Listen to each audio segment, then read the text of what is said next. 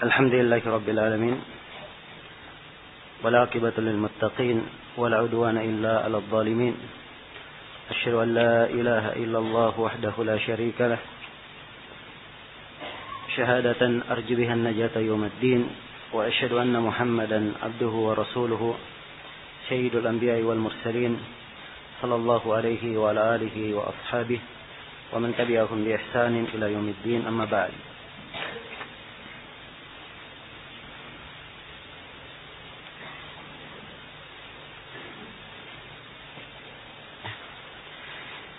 Ini majlis yang ke-7 dari syarah kitab Ad-Durrar Al-Bahiyah fil Masail Al-Fiqhiyah dari daurah fikih kita pada hari yang kedua ini. Pada majlis sebelumnya telah kita terangkan tentang kaifiyat salat Nabi sallallahu alaihi wasallam. Dan tentunya di penjelasan kaifiyat salat Nabi sallallahu alaihi wasallam ini apa yang dijelaskan itu adalah penjelasan global yang kita harapkan telah kita ambil darinya kaidah-kaidah di dalam penyebutan syarat-syarat salat, rukun-rukun, kewajiban dan sunnah-sunnahnya. Walaupun dimaklumi di dalam sunnah-sunnah salat ada hal-hal lain yang belum kita rinci di sini. Ya. Dan insyaallah taala semoga Allah mudahkan di kesempatan yang lain. Nah, tapi saya ingatkan di poin yang terakhir tentang pembahasan berzikir dengan kebaikan dunia dan akhirat, membaca doa dari kebaikan dunia dan akhirat. Ini banyak diterangkan di dalam hadits-hadits konteks doa yang dibaca. Apakah itu yang dibaca di dalam ruku, yang dibaca di dalam sujud, yang dibaca sebelum salam. Yang menunjukkan tentang pentingnya doa ini dan harusnya kita menghayati makna doa-doa tersebut. Sebab doa-doa ini termasuk hal yang membantu seorang itu khusyuk di dalam salatnya dan lebih mengarahkannya kepada hakikat dan maksud dari ibadah salat itu. Karena itu kita salat 5 waktu dalam sehari, disyariatkan salat-salat sunnah. Ini semuanya untuk menjaga hati seorang hamba senantiasa terkait dengan Allah Subhanahu wa taala. Ya, dan kalau doa-doa tersebut diperhatikan, subhanallah, doa-doa yang sangat indah dan kebaikan-kebaikan yang sangat besar terdapat di dalam doa tersebut. Misalnya doa di belakang tasyahud sebelum salam yang diajarkan oleh Nabi kepada Abu Bakar As-Siddiq. Allahumma inni zalamtu nafsi zulman katsira wa la yaghfiru adh-dhunuba illa anta faghfir li maghfiratan min 'indika warhamni innaka antal ghafurur rahim. Ini dalam hadits riwayat Bukhari dan Muslim.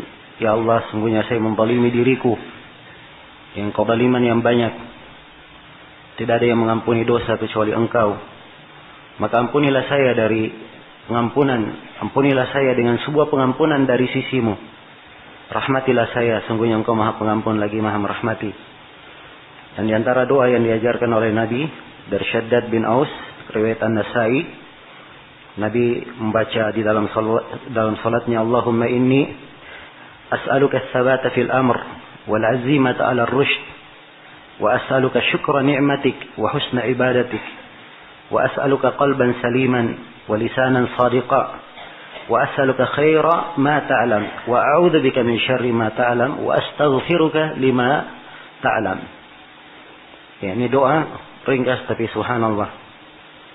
Doa ini dikuatkan oleh Syekh Al-Albani rahimahullah, di mana Rasulullah mengajarkan dalam doa, ya Allah, sungguhnya saya memohon kepadamu kekokohan dalam segala perkara, azimah, kekuatan semangat di dalam petunjuk, menjalankan petunjuk, dan saya memohon kepadamu untuk mensyukuri nikmatmu dan memperbaiki ibadah kepadamu. Saya mohon kepadamu hati yang selamat, lisan yang jujur, dan saya memohon kepadamu kebaikan apa yang engkau ketahui, dan saya berlindung kepadamu dari kejelekan apa yang engkau ketahui, dan saya mohon ampun kepadamu dari hal yang engkau tahu. Maksudnya hal yang engkau tahu ada pada diriku, ya, dan saya jatuh di dalamnya. Ya, di dalam hadits Abi Hurairah juga riwayat Muslim, Rasulullah mengajarkan doa di dalam sujud, Allahumma ighfir lambi kullahu diqqahu wa jillahu awwalahu wa akhirahu alaniyatahu wa sirrahu. Ya Allah, ampunilah seluruh dosaku, kasar maupun halusnya, awal maupun akhirnya, yang terang-terangan maupun yang dirahasiakan. Ya. Dan doa yang diajarkan kepada Mu'adz bin Jabal, yang dimana Rasulullah SAW berkata kepada Mu'adz, Ya Mu'adz, inni uhibbuka, wahai Mu'adz, saya cinta kepadamu. Fakul fi duburi kulli salatika, ucapkanlah di belakang setiap salatmu, Allahumma a'inni ala dzikrika wa syukrika wa husni ibadatik. Ya, hadits Mu'adz ini sahih, dan dari kebiasaan guru-guru kita yang memberikan ijazah periwayatan, biasanya hadits ini dibacakan kepada kita.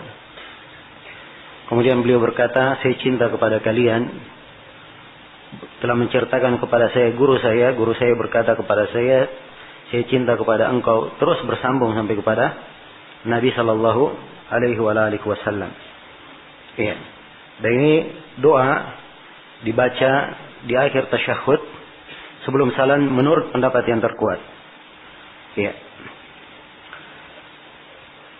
Dan di dalam Sahih Muslim dari hadits Aisyah, Nabi membaca di salat malam beliau, Inni a'udzu bi ridhaka min sakhatik wa a'udzu bi mu'afatika min uqubatik wa a'udzu bika minka la uhsi thana'an 'alaika anta kama asnaita 'ala nafsik. Juga doa yang sangat agung.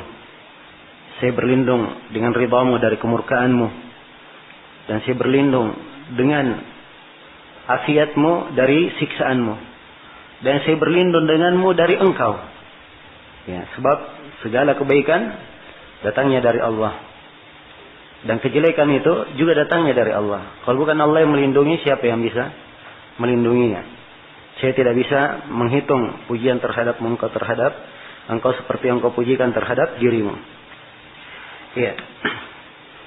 Juga di dalam Sahih Muslim dari hadits Ibnu Abbas, doa yang dibaca oleh Nabi sallallahu alaihi wasallam dalam salat dan sujud beliau, Allahumma ja'al fi qalbi nura wa fi sam'i nura wa fi basari nura wa an yamini nura wa an shimali nura wa amami nura wa khalfi nura wa fawqi nura wa tahti nura wa ja'al li nura.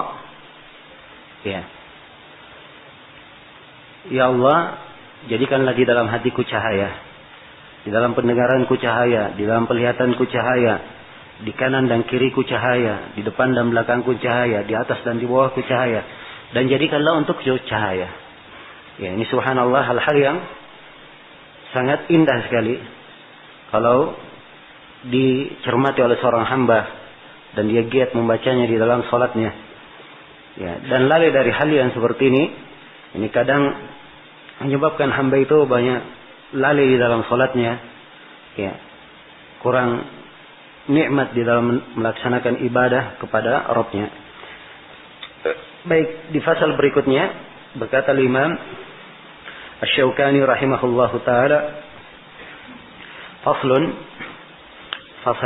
fasalnya ini dalam mubtilat as-shalah, tentang pembatal-pembatal salat.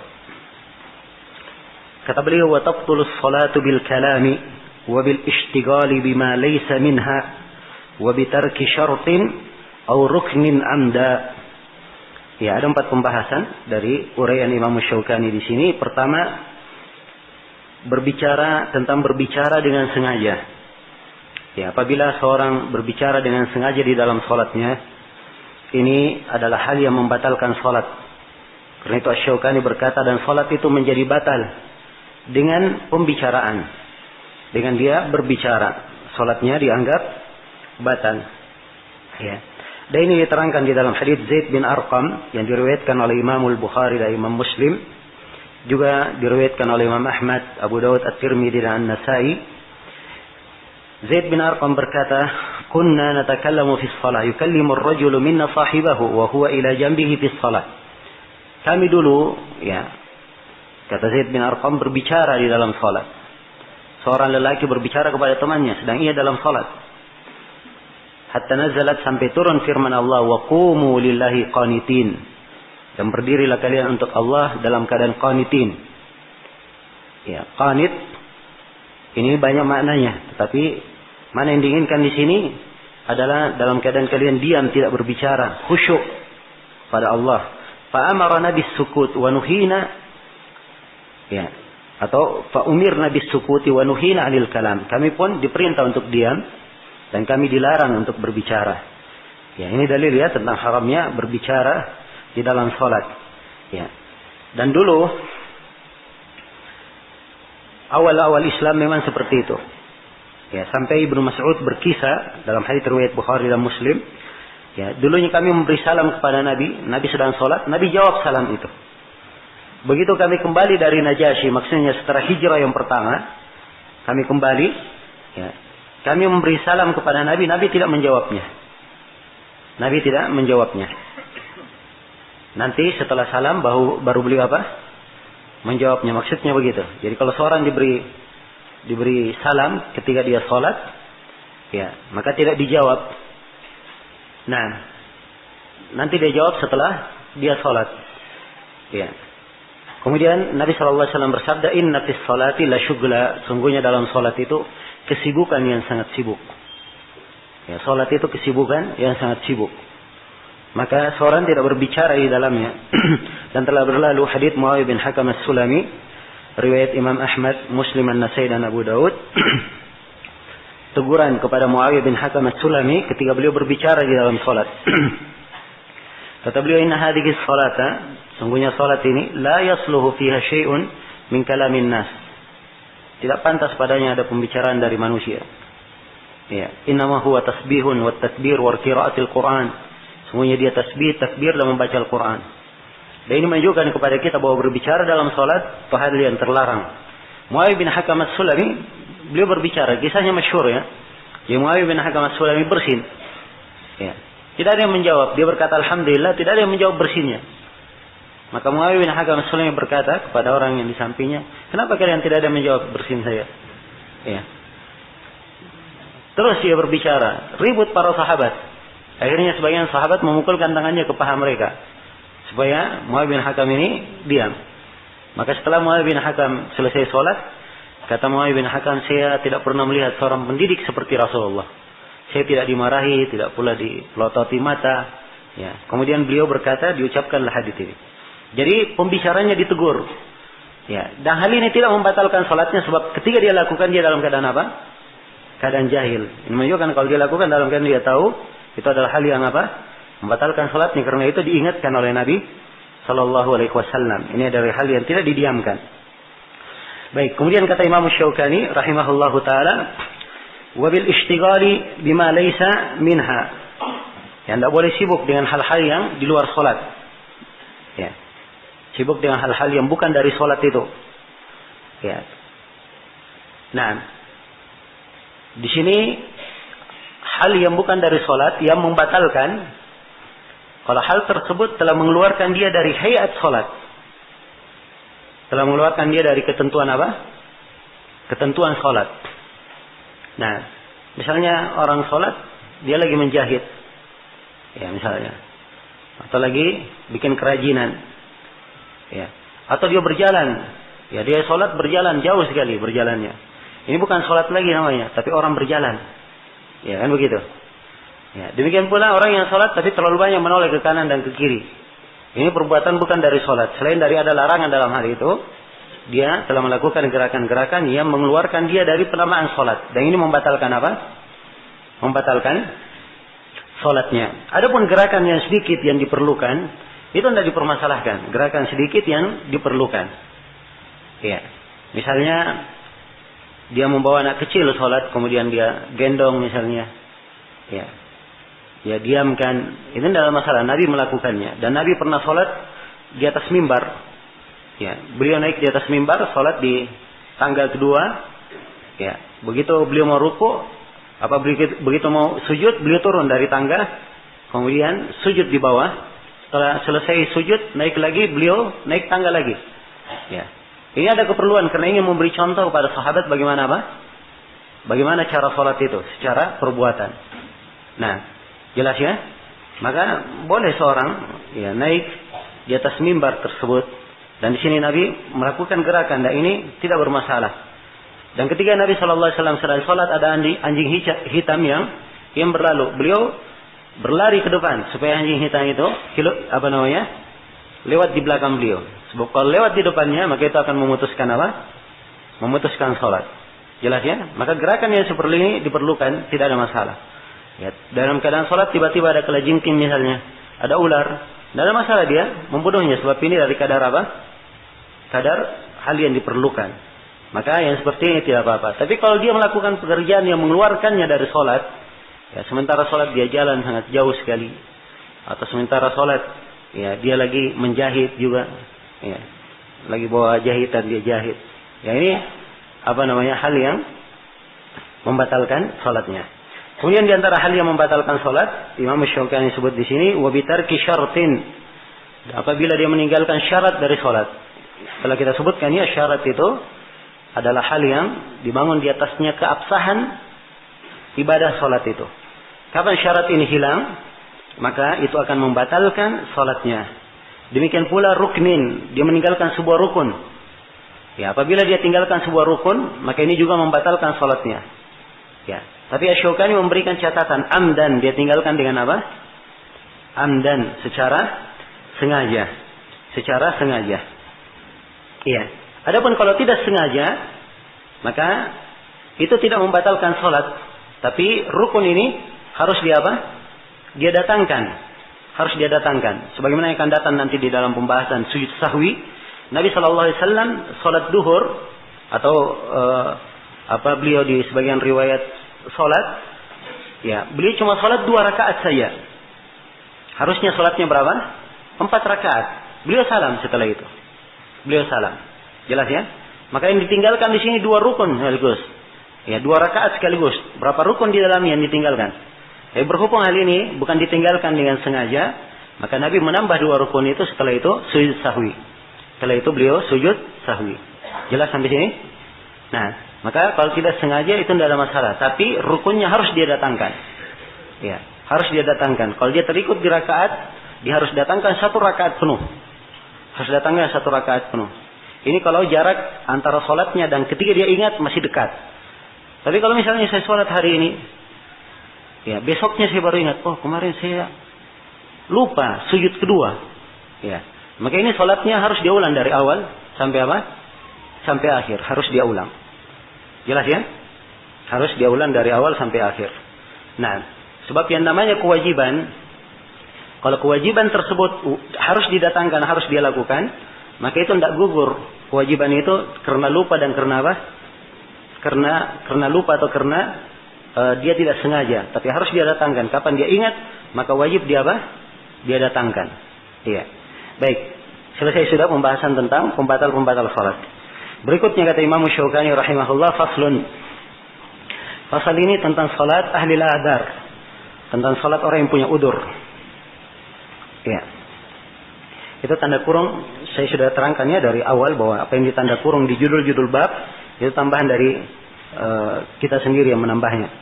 Ya, kalau di asal bukunya Imam Syaukani hanya menulis fasal, begitu saja. Ya, kalau lengkap tidak ada kurungnya, berarti memang di asalnya, di asal tulisan tangan beliau memang tertulis seperti itu lengkap. Salat orang yang berudur. Imam Syaukani berkata, "Wala tajibu ala kulli mukallafin wa tasqutu amman ajiza 'anil isyarah aw ughmiya 'alayhi hatta kharaja waqtaha wa yusalli al-marid qa'iman aw qa'idan thumma 'ala janbin." Nah, di sini ada 3 pembahasan yang kita garis bawahi. Yang pertama tentang syarat kewajiban salat. Ya, maksud dari syarat di sini bukan seperti yang telah diterangkan, bahwa syarat-syarat salat itu ada 8 atau ada 9, telah kita jelaskan. Apa ada 8 dari syarat-syarat salat yang telah kita terangkan? Ya, syarat dari kewajiban salat di sini Maksudnya bahwa salat itu diwajibkan terhadap orang yang mukallaf. Ya, tidak diwajibkan atas orang yang tidak mukallaf. Ini yang diterangkan oleh Asy-Syaukani. Nah, jadi orang yang mukallaf dialah yang wajib padanya salat.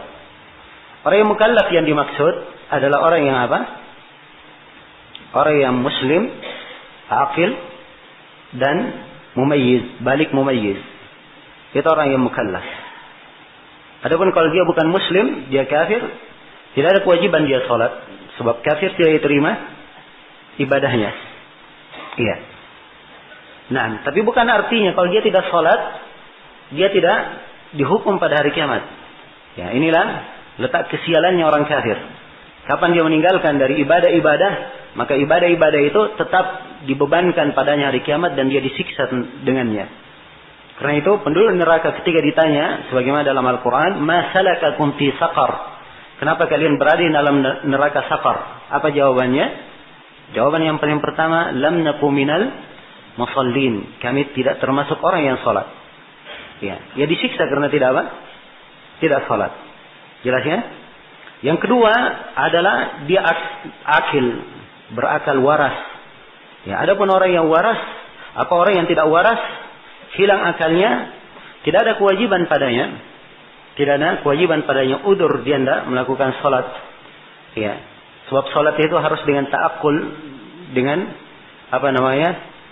dia ketahui maknanya, dan dari sini juga harus diketahui bahwa orang yang salat dan dia tidak mengerti disibukkan dari salatnya sehingga ya dia tidak sadar apa yang dia baca atau tidak, maka ini bisa membatalkan salatnya. Jelas ya?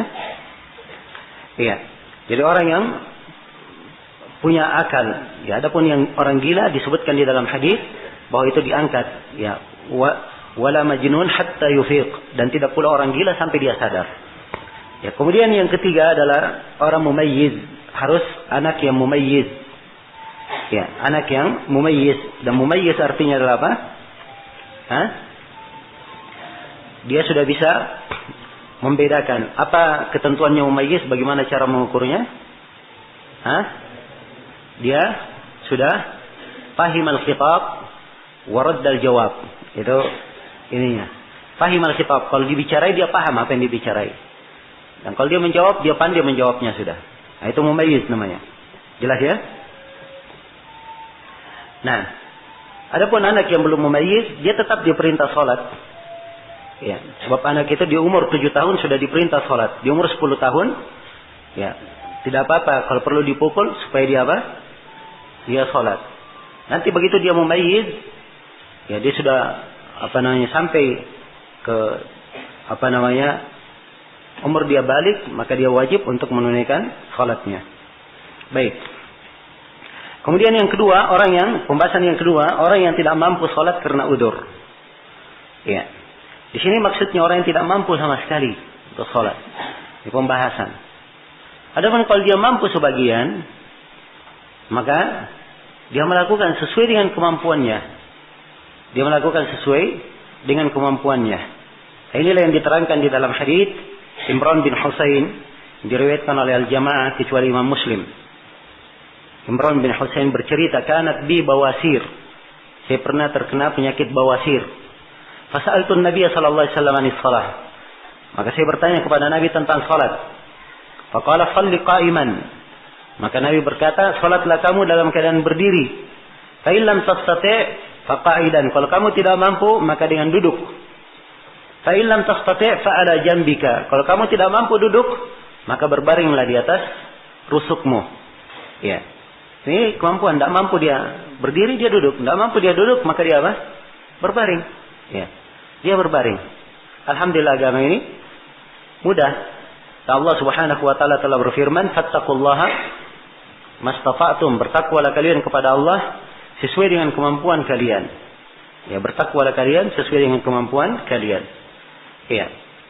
Kalau dia tidak mampu berbaring di atas rusuknya, dia terlentang tidak apa-apa. Ya, dia terlentang tidak apa-apa. Kalau dia tidak mampu, ya, dengan keadaan terlentang, maka dia berisyarat, cukup memberikan apa? Memberikan isyarat. Nah, di sini Imam Syaukani mengangkat dua pembahasan. Yang pembahasan ini sebenarnya pembahasan yang jarang terjadi. Tapi beliau terangkan. Orang yang sama sekali tidak mampu berisyarat. Ya. Jelas ya? Dia sudah lumpuh total sudah. Isyarat pun dia agak mampu berisyarat. Dia sholat atau tidak? Ya. Jelas ya? Dia sholat atau tidak? Dia tidak bisa bikin apapun. Tidak bisa berbuat apapun. Ya, Imam Syaukani di sini mengatakan gugur kewajiban sholat itu. Nah, gugur kewajiban sholat itu. Dan ini pendapat sebagian para ulama, ya, seperti Imam Syaukani dan selainnya. Namun yang benarnya di dalam hal ini perlu dirinci. Sebab sholat itu ada perbuatan dan ada apa? Ada ucapan. Ya, sholat ada perbuatan dan ada apa? Ucapan. Ya, semampu mungkin dia lakukan apa yang dia mampu. Ya. Dia lakukan apa yang dia mampu. Fattaqullaha mastata'tum. Bertakwalah kepada Allah sesuai dengan kemampuan kalian. Ya, kalau dia lumpuh misalnya, semua badannya nggak bisa bergerak, tapi lisannya bisa berbicara, maka cukup dia, ya, takbir, membaca, apa yang bisa dikerjakan oleh lisan dia kerjakan. Jelas ya? Apa yang dikerjakan oleh lisan dia kerjakan. Kalau dia tidak mampu, semuanya lisannya juga nggak mampu bergerak, ya, maka diketahui bahwa sholat itu perbuatan dan pekerjaan diiringi dengan apa? Diiringi dengan niat. Maka cukup di dalam hatinya dia berniat, meniatkan di dalam hatinya, maka itu sudah cukup. Jelas ya? Kalau dikatakan gugur sama sekali, ini tidak tergambar ya. Tidak tergambar ada orang yang dikatakan sama sekali tidak gugur. Kecuali kalau memang dia apa? Ya, dia tidak sadarkan diri seperti dia keadaan kedua. Tidak sadarkan diri sampai keluar waktunya. Ya. Maka tidak sadarkan diri ini sampai keluar waktunya.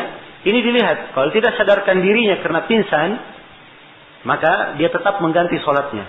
Kalau dia tidak sadarkan diri karena dia gila, hilang akalnya, maka ini tidak ada memang kewajiban sholat. Tapi kalau dia pingsan, ya, ada orang yang pingsan misalnya, sakit. Ya, dia tidak sadarkan diri selama beberapa hari. Ya, sampai kemarin saya ada baca di berita, ada orang yang sudah terbaring di rumah sakit berapa 22 tahun kalau nggak salah. Ya, 22 tahun baru dia sadar. Setelah 22 tahun. Ya. Baru sadarkan diri. Ya, orang yang seperti ini misalnya 22 tahun tidak sadarkan diri. Bagaimana sholatnya? Ya, jawabannya seluruh sholatnya yang lalu itu dia ganti. Sebab dia bukan orang yang apa? Hilang akal tapi tidak sadarkan diri. Orang yang tidak sadarkan diri walaupun sudah keluar waktunya, dia dihukumi sama dengan orang yang apa? Orang yang tidur atau orang yang lupa dari salatnya. Dan ini salatnya kapan dia ingat? Maka dia ganti secara berurut sesuai dengan kemampuannya. Ya, sesuai dengan kemampuannya. Jelas ya? Sampai selesai kewajibannya. Jelas ya? Ini mengangkat kewajiban dan juga akan memperbanyak, ya, tetap menjaga amalannya, tetap menjaga amalannya. Ya, dan sebagian orang mengatakan, oh ini berat. Nah, ini berat. Ya, justru kalau dipikir sebenarnya, kalau dia tidak lakukan, dia akan luput dari sejumlah kebaikan dan amalan salih. Ya, maka di sini dari hikmah syariat tentang wajibnya seorang itu yang mengganti apa yang dia luput darinya. Iya, jelas ya. Baik. Kemudian kata Syaukani rahimahullah, wa yusallil maridu qa'iman atau qa'idan atau ala jamb. Ya, dan orang yang sakit dia sholat berdiri atau duduk atau dengan berbaring di atas rusuknya. Ini telah kita terangkan ya tadi haditsnya. Hadits siapa tadi? Hadits Imran ibn Husain. Nah, baik, selesai sudah fasal tentang ahlul a'dar, orang-orang yang mempunyai udur. Ya, sebenarnya orang yang mempunyai udur di sini pembahasannya banyak. Cuma Imam Syaukani memecahnya menjadi banyak pembahasan. Ya, udur itu beraneka ragam. Ada yang udur karena sakit, ada udur karena safar, ada udur karena khauf, karena rasa takut. Ya. Jelas ya?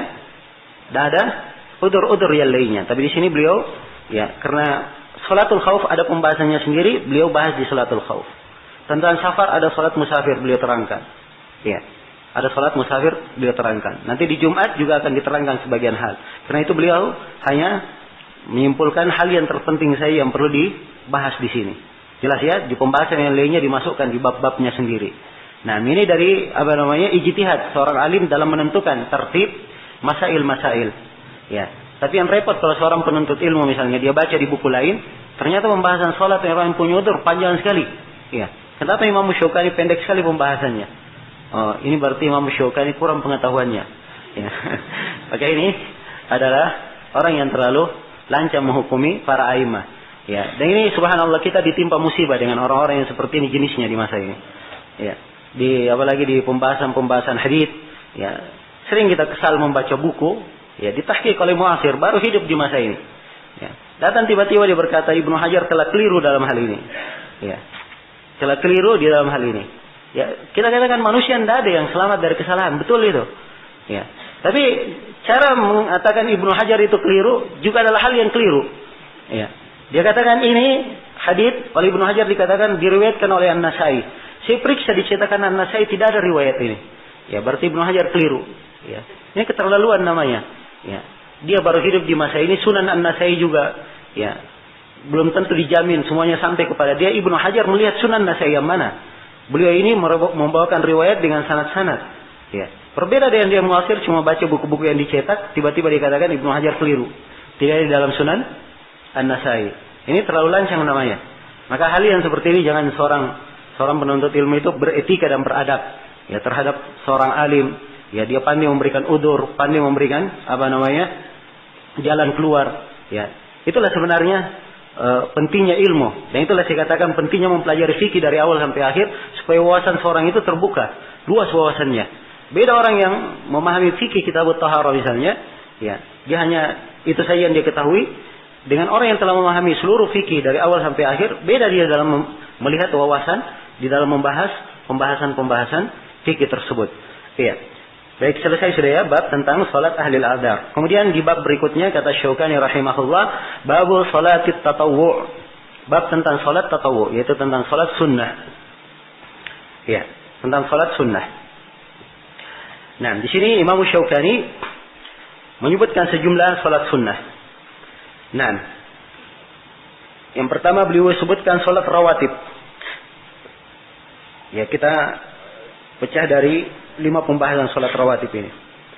Kemudian berikutnya beliau sebutkan salat duha. Setelah itu beliau sebutkan salat al-lail. Kemudian setelah itu beliau sebutkan salat witir. Ya, ini tidak dicatat di sini, harusnya diletakkan di ke-8, salat witir. Kemudian yang ke-9 salat tahiyatul masjid, yang ke-10 salat istikharah, dan yang ke-11 adalah 2 rakaat antara adzan dan qamat. Antara adzan dan qamat. Ya, baik. Ini 11 salat sunnah disebut oleh Imam Syaukani. Yang pertama rawatib zuhur. Imam Syaukani berkata, hiya arba'un qabla adh-dhuhri wa arba'un ba'dahu. 4 rakaat sebelum zuhur dan 4 rakaat setelah apa? Setelah zuhur. Baik, tentang 4 rakaat ini pertama saya bawakan dulu riwayat-riwayat. Ya, sebab banyak riwayat tentang salat apa? Salat rawatib ini. Di antara riwayat tersebut hadits Ibnu Umar riwayat Bukhari dan Muslim. Kata Ibnu Umar radhiyallahu taala anhu, "Hafidtu min Rasulillah sallallahu alaihi wasallam raka'atain qabla adh-dhuhr." Saya hafal dari Nabi 2 rakaat sebelum zuhur, wa raka'atain ba'da adh-dhuhr, dan 2 rakaat setelah zuhur. Jadi ini Ibnu Umar, 2 rakaat sebelum zuhur, 2 rakaat apa? Setelah duhur. Ya. Kemudian 2 rakaat sebelum ba'dal maghrib. Rakaat ini ba'dal maghrib. 2 rakaat setelah maghrib. Wa rakaat ini ba'dal isya. Dan 2 rakaat setelah isya. Wa rakaat ini qabla al-ghada. Dan 2 rakaat sebelum apa? Sebelum subuh. Ya, semuanya berapa? 10 rakaat. Ya. Ini hadits Ibnu Umar. Nah, di dalam hadits Aisyah radhiyallahu taala anha yang diriwayatkan oleh Imam At-Tirmidzi, ya, haditsnya juga diriwayatkan oleh Imam Ahmad, Muslim, Abu Daud, tapi dengan maknanya. Ya, tapi di dalam riwayat Muslim disebutkan sebelum duhur 4 rakaat. Ya, sebelum duhur 4 rakaat. Jadi sebelum duhur 2 rakaat. Ini dalam riwayat Tirmidzi. Kalau dalam riwayat Muslim 4 rakaat. Setelah duhur 2 rakaat. Setelah maghrib 2 rakaat. Setelah isya 2 rakaat. Dan sebelum subuh 2 rakaat. Jadi kalau dalam hadits Aisyah ini jumlahnya berapa rakaat? 12 rakaat. Kalau hadits Ibnu Umar pertama jumlahnya 10 rakaat. Ya, dalam hadits Ummu Habibah riwayat Muslim, Ahmad dan Imam 4, Al-Bukhari tidak mengeluarkan hadits ini. Ya, beliau berkata, "Man shalla min yawmin wa lailatin 12 sajadatan siwal maktuba bunya lahu baitun fil jannah." Siapa yang salat dalam sehari dan semalam 12 rakaat, 12 rakaat, ya, selain dari salat wajib, maka akan dibangun untuknya apa? Rumah di sorga. Nah, Ya 12 itu disebut dalam hadits Aisyah, dan juga dalam hadits Ummu Habibah yang lainnya beliau terangkan, ya kata beliau, man hafadha ala 4 raka'atin qabla adh-dhuhr wa 4 ba'daha harramahu Allahu 'alan nar. Siapa yang menjaga 4 rakaat sebelum duhur dan 4 rakaat setelah duhur, maka Allah haramkan untuknya apa? Neraka. Kalau begitu rawatib duhur ada 3 kaifiat. Bisa 2 rakaat sebelum duhur, bisa 2 rakaat setelah apa? Setelah duhur. Ini yang pertama. Yang kedua, boleh 4 rakaat sebelum duhur, boleh 2 rakaat setelah apa? Setelah duhur. Yang ketiga, 4 rakaat sebelum duhur dan 4 rakaat setelah apa? Setelah duhur. Ini 3 riwayat. Semuanya sahih. Ini rawatibnya apa? Duhur. Kemudian kata Syaukani rahimahullah, wa 4 qabla al-'asr, dan 4 rakaat sebelum asar.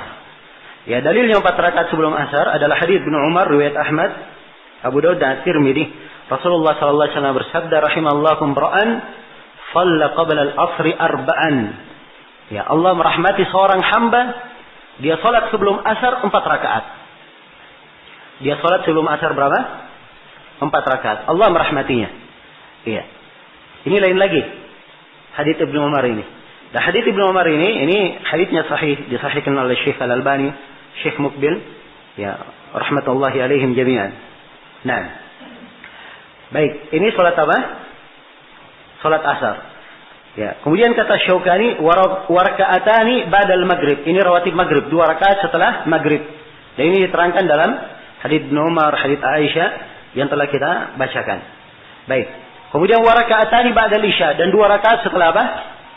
Setelah isya. Ini juga ya telah kita terangkan haditsnya dari Ibnu Umar dan hadits Aisyah. Kemudian dan 2 rakaat itu rawatib isya tadi ya. Waraka'atani qabla al-fajr. Ya, ini yang kelima, rawatib salat subuh. 2 rakaat sebelum apa? Sebelum subuh. 2 rakaat sebelum subuh. Iya. 2 rakaat sebelum subuh ini diterangkan dalam 2 hadits yang kita bacakan tadi, dan juga ada hadits-hadits khusus dari Nabi sallallahu alaihi wasallam menjelaskan keutamaannya. Sehingga dari seluruh rawatib yang paling utama adalah ini. Yang paling utama adalah ini. Karena Nabi sallallahu alaihi wasallam di dalam hadits yang diriwayatkan oleh Imam Al-Bukhari dan Imam Muslim, tidak pernah beliau menjaga salat sunnah yang lebih kuat penjagaannya daripada pelaksanaan 2 rakaat apa? 2 rakaat subuh. Dan di dalam riwayat Muslim dari hadits Aisyah, Rasulullah sallallahu alaihi wasallam bersabda, rakaat al-fajri khairun minad dunya wa ma fiha. 2 rakaat subuh itu pahalanya lebih baik daripada dunia dan apa? Dan seisinya. Ya, subhanallah, bagaimana ibadah-ibadah itu nilainya. Ya. Nah, nikmatnya ibadah itu tidak ada apa? Tidak bisa dibandingkan dengan dunia. Dunia tidak ada harganya. Ini kalau salat sunnah seperti ini, ibadahnya, pahalanya sedemikian rupa, kira-kira salat wajibnya bagaimana? Kalau dia menjaga salat wajib, ini mimbabi tanbih namanya dalam syariat. Sebab syariat kita kadang mentambih, mengingatkan sebuah ibadah, ya, disebutkan keutamanya, ingin diingatkan bahwa ibadah yang lebih penting daripada itu, dia pahalanya lebih apa? Lebih besar. Pahalanya lebih besar. Nah, maka menjaga kewajiban itu adalah hal yang sangat indah bagi seorang hamba. Kemudian selesai sudah dari rawatib apa? Subuh. Yang keenam, salat duha. Kata Syaukani, wa salatud duha, dan disunnahkan juga salat duha. Ya, tentang salat duha ada beberapa riwayat yang menjelaskannya. Di antaranya hadits Abu Hurairah riwayat Bukhari dan Muslim, "Awsani khalili sallallahu alaihi wasallam bi thalath." Ya, kekasihku yaitu Nabi sallallahu alaihi wasallam berwasiat kepadaku dengan 3 hal.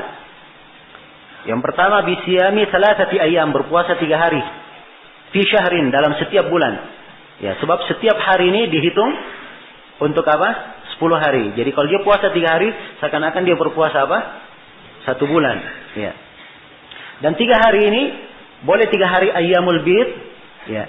Dan boleh 3 hari lain, di mana saja dilakukan. Apakah di awal bulan, di pertengahan bulan, ataupun di akhir bulan. Ya. Kemudian waraka'ati ad-duha, 2 rakaat duha. Ini yang dimaksudkan di sini. Salat 2 rakaat duha. Wa an utira qabla an anam, dan saya melakukan witir sebelum saya tidur. Ya, jelas ya, di sini 3 wasiat Nabi kepada Abu Hurairah. Ya, salat puasa 3 hari dalam sebulan, salat duha dan salat witir dan salat witir. Kemudian di dalam hadits Aisyah riwayat Muslim diterangkan bahwa Nabi sallallahu alaihi wasallam melakukan salat duha 4 rakaat dan beliau menambah apa yang beliau inginkan. Ya, dan dalam hadits Ummu Hani, riwayat Bukhari dan Muslim, beliau melakukan salat duha 8 rakaat. Dan tambahan di dalam hadits Aisyah, beliau tambah apa yang beliau inginkan. Ini menunjukkan bahwa salat duha itu tidak terbatas pada 8 rakaat. Memang kebanyakan yang warid 8 rakaat. Ya, tapi kalimat dia tambah berapa yang dia inginkan, ini menunjukkan boleh menambah. Boleh menambah. Dan salat duha ini, ya, dia adalah salat yang punya keutamaan. Dalam hadits Zaid bin Arqam yang diriwayatkan oleh Imam Muslim dan Imam Ahmad, Rasulullah sallallahu alaihi wasallam ya keluar ke Kuba dan penduduk Kuba sedang salat duha. Ya, maka Nabi sallallahu alaihi wasallam bersabda, "Salatul awwabin." Itu adalah salatnya al-awwabin, orang-orang yang bertobat. Ya. Idza ramadat al-fisal min ad-duha, apabila sudah mulai terik matahari itu di waktu duha. Itu adalah salatnya al-awwabin, orang-orang bertobat. Inilah yang syah dalam salat al-awwabin. Ingat ya, kalimat salat awwabin itu banyak penggunaan istilahnya. Ada yang menggunakan istilah salat awwabin untuk orang yang melakukan salat maghrib, setelah maghrib dia lakukan salat sebanyak-banyaknya sampai isya. Ya, ini kadang kita lihat di sebagian masyarakat. Ya, saya sangat ingat kejadian ini sebab dulu saya pernah di sebuah kampung. Ya, saya heran melihat ada orang habis salat maghrib, ya, dia salat terus sampai isya. Ya, terus saya ingat kejadian ini. Karena waktu itu saya tanya-tanya salat apa itu, nggak ada yang tahu. Ya, makanya melekat di ingatan saya. Ya, akhirnya subhanallah, Allah berikan taufik. Setelah itu kita tahu bahwa itu yang disebut oleh orang-orang dengan nama salat al-awwabin. Dan itu sumbernya dari hadits yang lemah. Jelas ya? Adapun yang kuat salat al-awwabin inilah salat duha disebut dengan nama salat al-awwabin. Baik. Jadi salat duha punya keutamaan, tapi dia kata para ulama bukan dikatakan sunnah muakkadah. Ya. Bukan dikatakan sunnah muakkadah. Dia sunnah tetapi tidak sama dengan yang lainnya yang sangat ditekankan. Iya. Baik. Dan ada pembicaraan yang panjang tentang salat duha ini. Apakah dia sunnah yang harus dilakukan terus menerus atau tidak? Ya. Apakah dilakukan kadang-kadang sekali-sekali? Ya, namun bagi siapa yang melakukannya tiap hari, insyaallah taala tidak ada masalah. Insyaallah taala tidak ada masalah. Kemudian pembahasan berikutnya adalah salat lail. Ya, salat lail kata Imam Syaukani wa salatul lail, dan salat malam. Ini disunnahkan salat malam. Nah, salat malam masuk juga di dalamnya sunahnya salat witir. Namun kita khususkan pembahasan khusus di ke-8 tentang salat witir. Sebab witir adalah hal yang tidak pernah ditinggalkan oleh Nabi sallallahu alaihi wasallam. Jadi kalau dari salat lailnya itu yang paling afdalnya adalah witirnya. Sebab ini yang dijaga oleh Nabi sampai beliau perjalanan pun beliau tidak tinggalkan. Beliau tidak meninggalkannya. Adapun salatul lail ini adalah salat yang sangat afdal. Sampai dalam hadits Abu Hurairah yang diriwayatkan oleh Imam Muslim, Rasulullah sallallahu alaihi wasallam bersabda, "Wa afdalus salati ba'da al-fariidhah salatul lail." Sebaik-baik salat setelah salat wajib adalah salat malam. Adalah salat apa? Salat malam. Nah, dan salat lail ini tercakup dalamnya witir. Dia dihitung witir, dia dihitung tahajud juga. Dan di Ramadan, di salat tarawih dilakukan secara berjamaah juga dihitung salat lail. Masuk dalam penamaan apa? Umum salat lail. Iya, dan semuanya punya keutamaan. Ya, adapun witir dan salat lail ini kata Syaukani wa aktsaruha 13 rakaah. Paling banyaknya 13 rakaat. Ya, ini paling banyak yang warid. Sebab dalam hadits Aisyah diterangkan berapa 11 rakaat. Ya, dan Aisyah sendiri sudah menyebutkan bahwa Nabi ketika melakukan salat lailnya beliau buka dengan 2 rakaat ringan. Jadi jumlahnya semuanya berapa? 13. Ya, karena itu tegas dalam riwayat-riwayat yang lain Nabi melakukan salat malam 13 rakaat. Ya, dan tidak ada penukilan yang syah dari Nabi salat malam lebih dari 13 rakaat. Ya, adapun hadits yang mengatakan 20 rakaat itu haditsnya lemah. Haditsnya apa? Haditsnya lemah. Menurut haditsnya lemah. Ya. Di kalangan muhakkikin dari ahli hadis. Ya. Bersamaan dengan itu, walaupun kebanyakan yang dinukil 13, maka bukan artinya salat malam terbatas pada berapa? 13 saja. Boleh lebih daripada itu, tidak ada masalah. Sebab Nabi sallallahu alaihi wasallam berucap dengan hadis yang mutlak, ya. Nah, dengan hadis yang mutlak, yaitu hadis Ibnu Umar dan juga hadis Aisyah dan riwayat Muslim, salatul laili masna. Salat malam itu berapa? 2 rakaat. Kalimat 2 rakaat ini umum. Berapa saja yang penting 2 rakaat. Adapun menetapkan di atas sebuah angka, maka paling banyaknya Nabi 13 rakaat. Ya, jadi kalau dia mau sholat 17 rakaat, 21 rakaat, 31 rakaat, 37 rakaat, tidak ada masalah. InsyaAllah ta'ala. Tapi kalau dia continue misalnya 21, ini kita katakan itu adalah hal yang tidak disyariatkan. Sebab haditsnya tidak kuat. Kalau ada yang continue 27, ini juga tidak disyariatkan. Tapi kalau dia continue 13, tidak apa-apa. Sebab Nabi melakukannya. Jelas sampai sini? Baik. Jadi kalau dia kadang 17, kadang 21 dan seterusnya, itu boleh saja.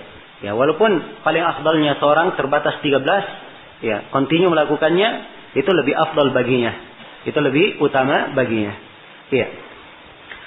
Tentang salat witir, di dalam hadits Ibnu Umar yang diriwayatkan oleh Imam Al-Bukhari dan Imam Muslim, Ibnu Umar berkata, "Ij'alu akhirat salatikum bil-laili witra."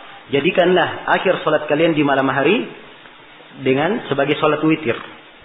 Jadikan akhir salat kalian di malam hari sebagai salat witir. Witir itu adalah hal yang disyariatkan. Ya, sebagian para ulama memandang bahwa witir itu wajib hukumnya.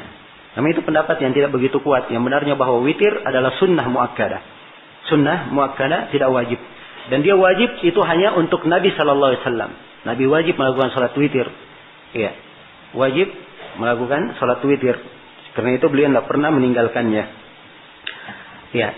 Dan salat witir ini dilakukan antara salat Isya sampai salat subuh. Ya. Dilakukan antara salat Isya sampai kapan? Sampai salat subuh. Itu waktu pelaksanaan salat witir. Nah, witir boleh 1 rakaat, boleh 3 rakaat, boleh 5 rakaat, boleh 7 rakaat, boleh 9 rakaat. Ya. Jelas ya?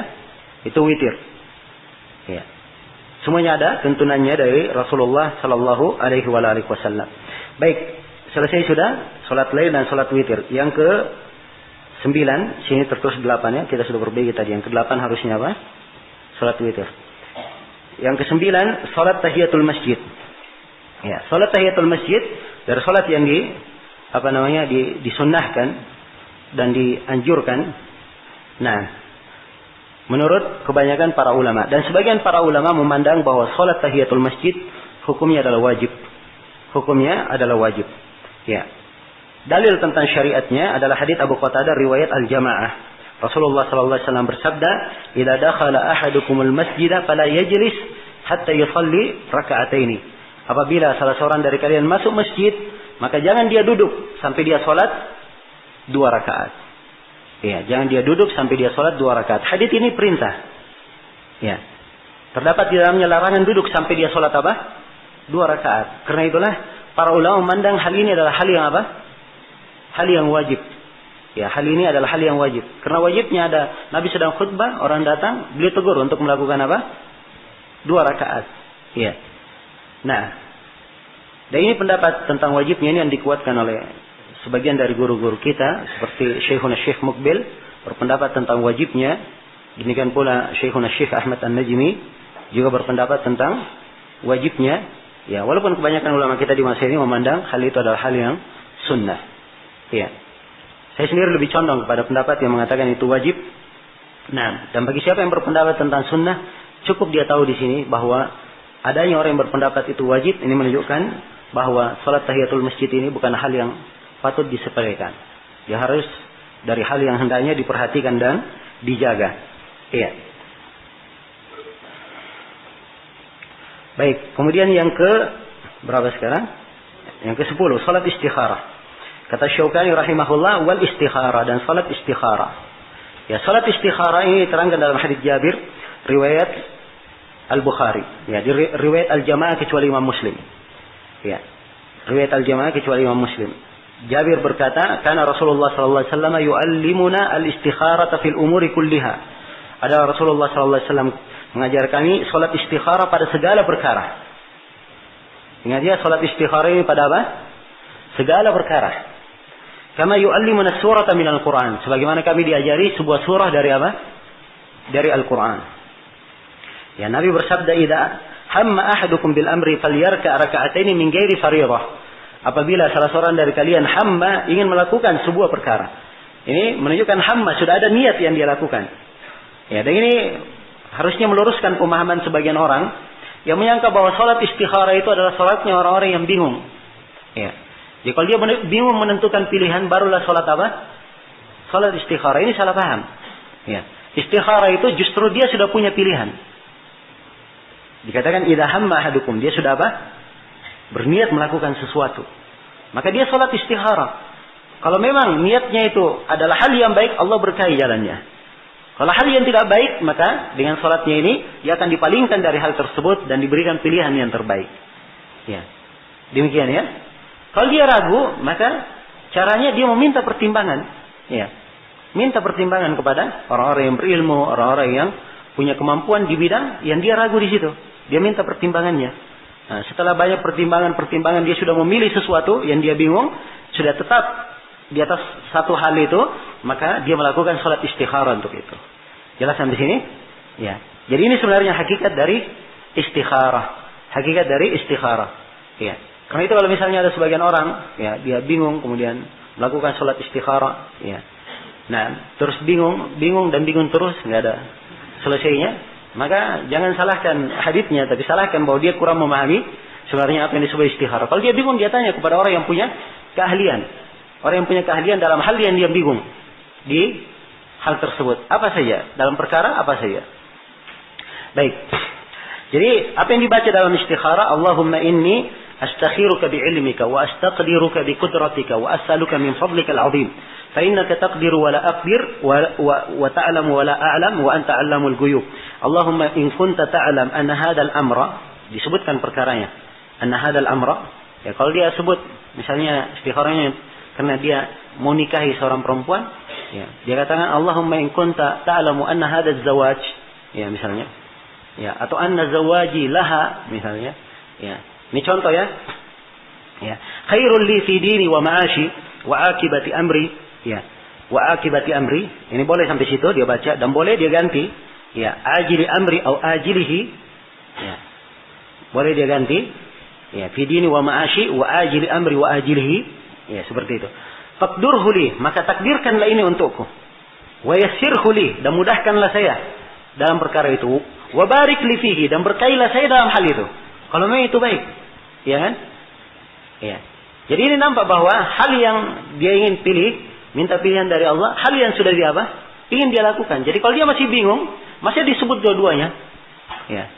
Tidak ada di dalam pengajaran doa, ya Allah saya bingung antara dua hal, pilihkanlah saya salah satu dari keduanya. Ya, tidak ada di dalam penyebutan doa ini. Jelas ya, tapi dia sudah sebut satu perkara yang dia akan lakukan. Ya, kalau memang itu baik, ya Allah takdirkanlah hal itu untukku. Mudahkan saya kepadanya dan berkahi saya dalam hal itu. Kalau memang itu baik. Ya. Kelanjutan doa, wa in kunta ta'lamu anna hadzal amr syarrun li fi dini wa ma'ashi wa akibatu amri, atau dia katakan syarrun li fi dini wa ma'ashi wa ajili amri wa ajilihi. Ya. Fasrifhu anni, maka palingkanlah saya darinya. Fasrifhu anni wasrifni anhu, palingkanlah saya darinya, atau palingkanlah dia dari saya dan palingkanlah saya darinya.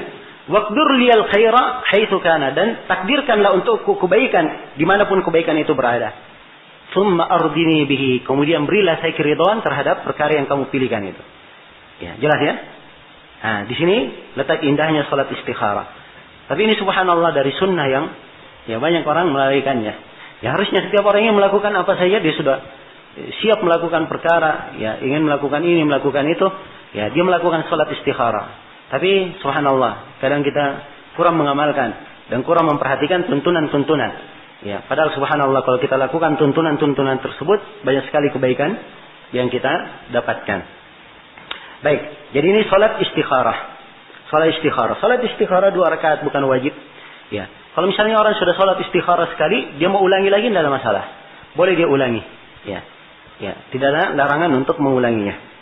Baik. Kemudian yang terakhir di sini, yang ke-11 2 rakaat antara adzan dan qamat. Asy-Syaukani berkata wa raka'atani baina kulli adanin wa iqamah. Disyariatkan 2 rakaat antara adzan dan qamat. Semua salat antara adzan dan qamat disyariatkan salat apa? 2 rakaat. Kalau duhur ada rawatib sebelum duhur. Ya. Itu jelas. Asar juga ada rawatib sebelum asar. Untuk maghrib dan isya tidak ada rawatibnya. Tapi ada 2 rakaat antara apa? Antara adzan dan qamat. Ya, jelas ya. Dalilnya adalah hadits Abdullah bin Mughaffal riwayat al-Jamaah. Nabi sallallahu alaihi wasallam bersabda, "Baina kulli adanaini salatun." Ya, 3 kali beliau sebutkan, yang ketiganya beliau berkata liman syaa. Antara 2 adzan, maksudnya antara adzan dan qamat, ya, ada salat. Ya, ada salat. Dalam riwayat yang lain rakaatan, ada 2 rakaat. Ya. 3 kali beliau ucapkan. Di kali yang ketiganya beliau katakan bagi siapa yang ingin melakukannya. Bagi siapa yang ingin melakukannya. Jelas ya? Makanya menunjukkan tentang disyariatkannya. Dan 2 rakaat ini sudah gugur kalau dia melakukan rawatib. Ya, misalnya saya sebelum duhur, saya datang. Saya belum tahiyatul masjid. Karena ada tahiyatul masjid ya. Ya. Pas antara adzan dan qomat. Berarti ada 2 rakaat antara adzan dan qomat. Saya pas setelah wudu. Ada 2 rakaat setelah apa? Setelah wudu, 3. Ya, saya ingin melakukan rawatib 2 rakaat sebelum duhur. Berarti sudah berapa? 4 niatnya. Ya, 4 hal ini bolehkah dia niatkan seluruhnya 2 rakaat dia lakukan, dia niatkan seluruhnya 4? Hah? Atau harus dia sholat 8 rakaat? 2, 2, 2, 2. Ya. Jawabannya, dia boleh melakukan 2 rakaat dengan 4 niat sekaligus. Nggak apa-apa. Jelas ya? Yang jelas harus dia niatkan. Innamal a'malu binniyat. Kenapa saya katakan boleh? Sebab dari ini dari ibadah yang mungkin untuk saling dimasukkan. Ya, jelas ya? Ibnu Rajab pada pembahasan di Qawaid Fiqhiyah, beliau menyebutkan syarat ibadah itu kapan bisa digabungkan dengan satu niat. Ya. Cara menggabungkannya, ibadah itu bisa digabungkan dengan satu niat kalau ibadah itu jenisnya sama. Ya, kan semuanya berkata 2 rakaat. Ya, sebelum duduk tahiyatul masjid 2 rakaat. Ya. Antara adzan dan qomat 2 rakaat. Setelah wudu 2 rakaat. Kan semuanya 2 rakaat. Kapan dia melakukan 2 rakaat, maka itu sudah apa? Sudah cukup untuk semuanya. Sisa dia niatkan saja. Sisa dia niatkan. Tidak ada masalah insyaallah. Jelas ya? Yang jelas jenisnya sama, sifatnya sama dan bisa saling dimasukkan antara ibadah tersebut. Ya. Itu dari syarat-syarat yang disyaratkan tentang bolehnya menggabungkan 2 ibadah. Demikian pula misalnya di hari Jumat, seseorang ingin mandi Jumat dan seorang itu junub. Ya, dia niat sekaligus mandi junub dan mandi Jumat. Ini boleh atau tidak? Ya, jawabannya boleh. Jawabannya boleh. Innamal a'malu binniyat. Ya, dan di dalam hadis Abu Hurairah, riwayat Bukhari dan Muslim, man ghassala yaumal jum'ah ghaslal janabah. Siapa yang mandi pada hari Jumat, mandi janabah. Ya, ini ada 2 penafsiran di kalangan ulama yang mengatakan siapa yang mandi hari Jumat seperti mandi orang janabah. Dari mengatakan siapa yang mandi pada hari Jumat betul-betul dia mandi Jumat sekaligus mandi janabah. Ya. Sebab memang pada hari Jumat ya bagi suami istri disyariatkan untuk melakukan sesuatu yang dengannya mereka mandi. Ya, jelas ya? Nah, sehingga ketika dia mandi Jumat sekaligus dia niatkan dengannya mandi apa? Mandi janabah. Iya. Baik, selesai sudah ya pembahasan tentang salat tatawwu. Berikutnya kata Imam Syaukani rahimahullah, bab salatil jamaah. Bab tentang salat jamaah.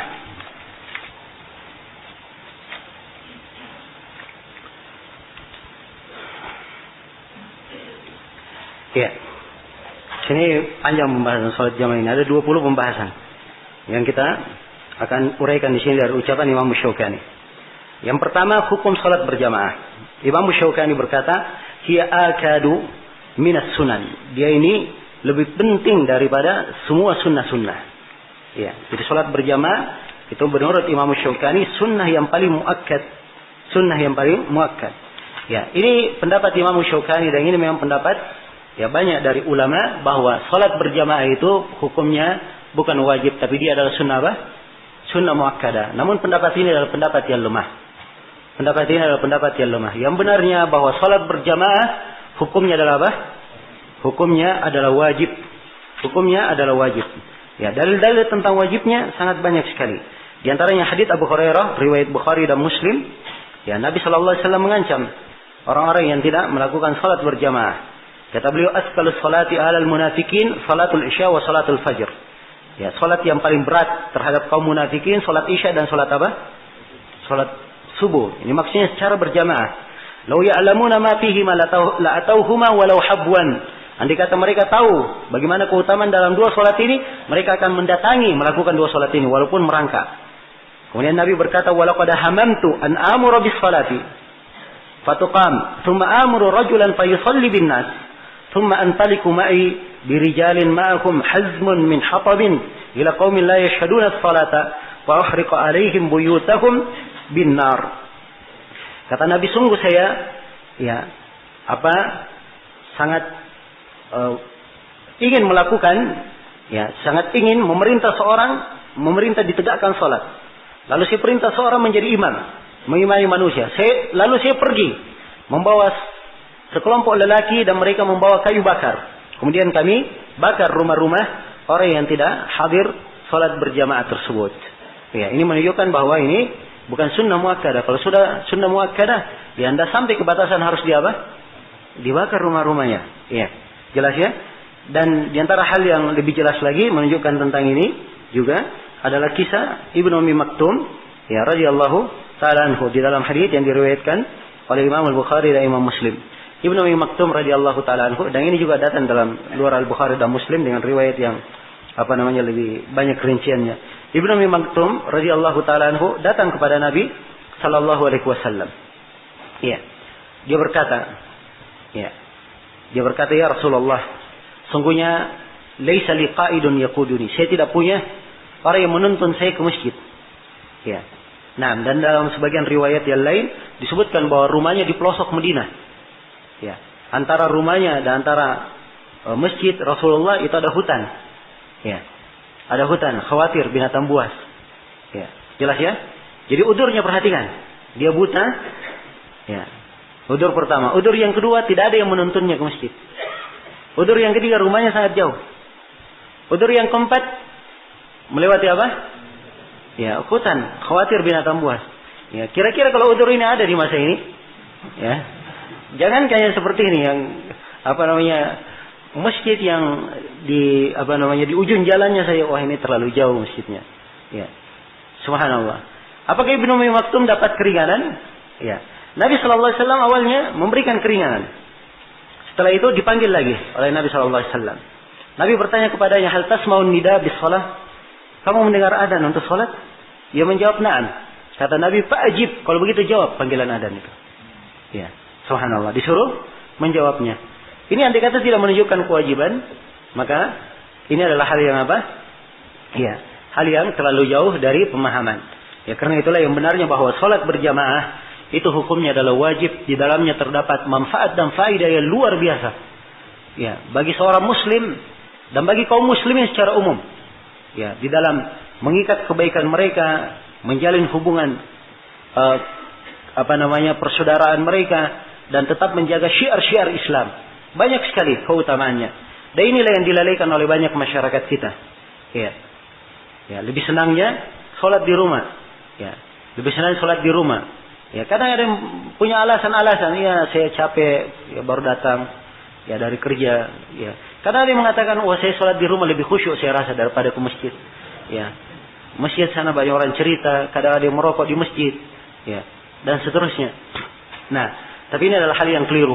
Ya, harusnya diketahui bahwa sholat berjamaah ini banyak sekali manfaatnya bagi seorang hamba.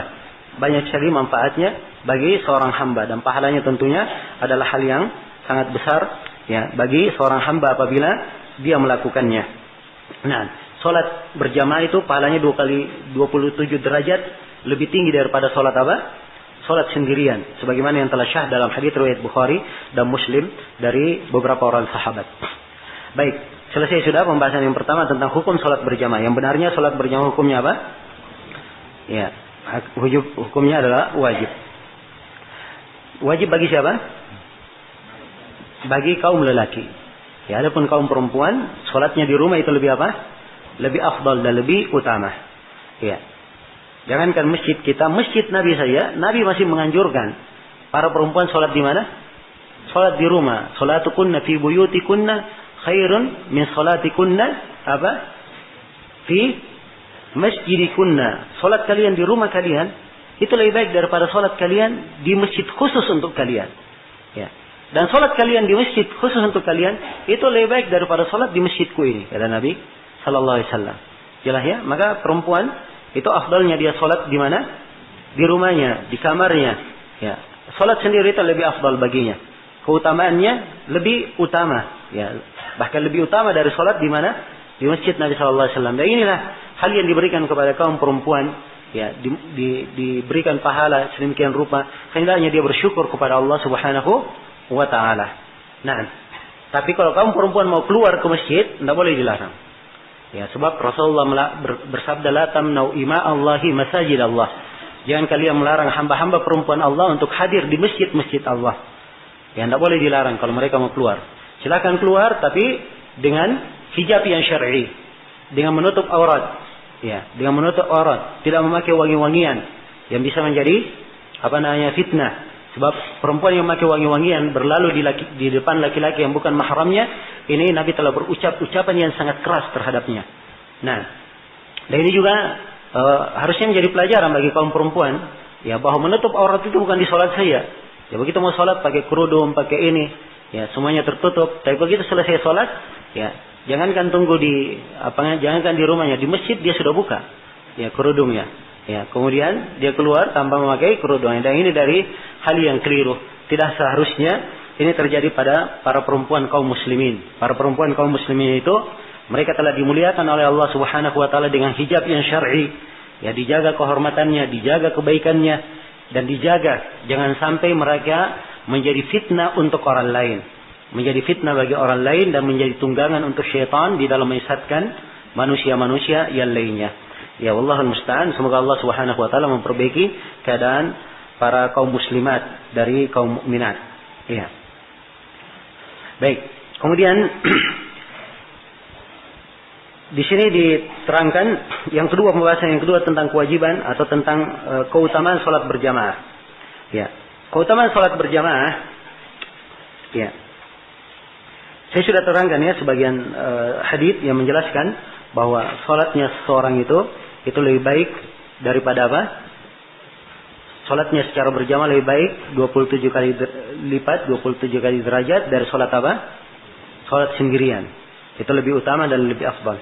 Ya. Nah, ada riwayat-riwayat yang lain yang menunjukkan tentang hal itu. Pembahasan yang ketiga, bila jemaah lebih banyak, apakah salat berjamaah menjadi lebih utama? Jawabannya iya, lebih utama. Karena itu Asy-Syaukani berkata, "Wa tan'aqidu bisnaini idza kathara al-jam'u kana thawabu aktsar." Ya, kata beliau, salat berjamaah itu cukup dengan dua. Ya, jadi dengan dua orang sudah cukup salat apa? Salat berjamaah. Dan setiap kali jemaahnya lebih banyak, maka pahalanya lebih apa? Lebih banyak. Pahalanya lebih banyak. Nah, jadi di sini ada dua hal yang perlu diingatkan. Yang pertama, salat berjamaah walaupun dua orang sudah dikatakan apa? Salat berjamaah. Karena itu dalam hadits Malik bin Al-Huwairits, Rasulullah sallallahu alaihi wasallam berkata kepada beliau dan kepada teman beliau dua orang, ya, kata Nabi sallallahu alaihi wasallam, "Idza hadaratis shalah fa'addina wa aqima wal ya'ummakuma akbarukuma." Ya, apabila telah hadir salat, hendaknya kalian adzan dan qamat dan salah seorang dari kalian berdua menjadi imam. Ini menunjukkan bahwa berjamaah cukup dengan apa? Cukup dengan dua orang. Kalau jemaahnya lebih banyak, maka pahalanya akan lebih apa? Lebih banyak. Dan ini berdasarkan hadits Ubay bin Ka'ab, ya, riwayat Imam Ahmad, Abu Daud, ya, hadits 163 ya. Rasulullah sallallahu alaihi wasallam bersabda, "Salatul rajuli ma'ar rajuli azka min salatihi wahdahu, wa salatuhu ma'ar rajulaini azka min salatihi ma'ar rajul, wa ma kana aktsar fa huwa ahabbu ila Allah ta'ala." Ini hadits diriwayatkan oleh Imam Ahmad, Abu Daud dan Nasai. Ya, hadits ini dikuatkan oleh Syekh Al-Albani dari seluruh jalannya. Ya, salat seorang lelaki bersama lelaki yang lainnya, dua orang, ya, itu lebih baik daripada dia salat sendiri. Dan salat dia bersama dua orang itu lebih baik daripada dia salat bersama satu orang. Dan setiap kali jemaahnya lebih banyak, maka itu lebih dicintai oleh Allah Subhanahu wa taala. Ya, jelas ya? Maka kalau di sebuah masjid misalnya jemaahnya masjid ini lebih banyak, yang sana lebih banyak, maka dia datangnya lebih banyak, itu lebih afdal. Itu lebih afdal. Ini dilihat kepada satu sudut. Ya, sebab sisi melihat menghadir salat berjamaah itu dilihat dari banyak sudut. Kadang dilihat dari imamnya siapa. Ya. Semakin imamnya mendekati sunnah maka lebih afdal salat di belakangnya. Ya, kemudian masjidnya, semakin masjid itu mencocoki sunnah maka itu lebih afdal salat di situ. Semakin banyak jamaahnya maka itu lebih afdal. Ini pertimbangan-pertimbangan. Ya, semuanya pertimbangan-pertimbangan. Sebab mungkin dia ada pertimbangan yang menunjukkan ini lebih afdalnya, dia lakukan hal yang lebih afdal. Dia lakukan hal yang lebih afdal. Nah. Baik. Kemudian berikutnya. Ya. Kata beliau rahimahullah. Wa tasihhu ba'da al-mafdul. Ya. Kata beliau, dan salat itu syah di belakang orang yang kedudukannya di bawah dia. Ya, ada orang yang fadil, punya keutamaan. Ya, dia salat di belakang orang yang keutamaannya di bawah dia. Nah, Ini tentang salat orang imam yang mengimami orang yang lebih utama darinya. Iya. Ada seorang murid misalnya, ya, dia mengimami guru-gurunya di belakangnya misalnya. Jelas ya? Ini contohnya. Di masa Nabi misalnya, Abu Bakar salat dan Nabi di belakang. Abdurrahman bin Auf pernah Nabi terlambat, Abdurrahman menjadi imam. Nabi juga salat di belakang. Ya. Ini menunjukkan bahwa itu adalah hal yang syah. Hal yang syah. Jelas ya? Itu adalah hal yang syah. Ya, dilakukan oleh Nabi SAW. Ya, beliau salat di belakang para sahabat. Ya. Dan telah dimaklumi juga bahwa Abu Bakar dan Umar dia salat di belakang sejumlah sahabat yang lainnya. Salat di belakang Ibnu Mas'ud, salat di belakang siapa? Mu'ad bin Jabal, dan salat di belakang yang lainnya. Dan dimaklumi bahwa Abu Bakar dan Umar adalah dua orang yang paling utama di tengah umat ini. Dua orang yang paling utama di tengah umat ini. Nah, jelas ya, walaupun sebagian sahabat yang saya sebutkan tadi mereka punya keutamaan dari sisi lain. Nah, jadi ini tentang salat di belakang al-mafdhul. Nah, kemudian dikatakan oleh Syukani wal aula ayakuna al-imamu minal khiyar.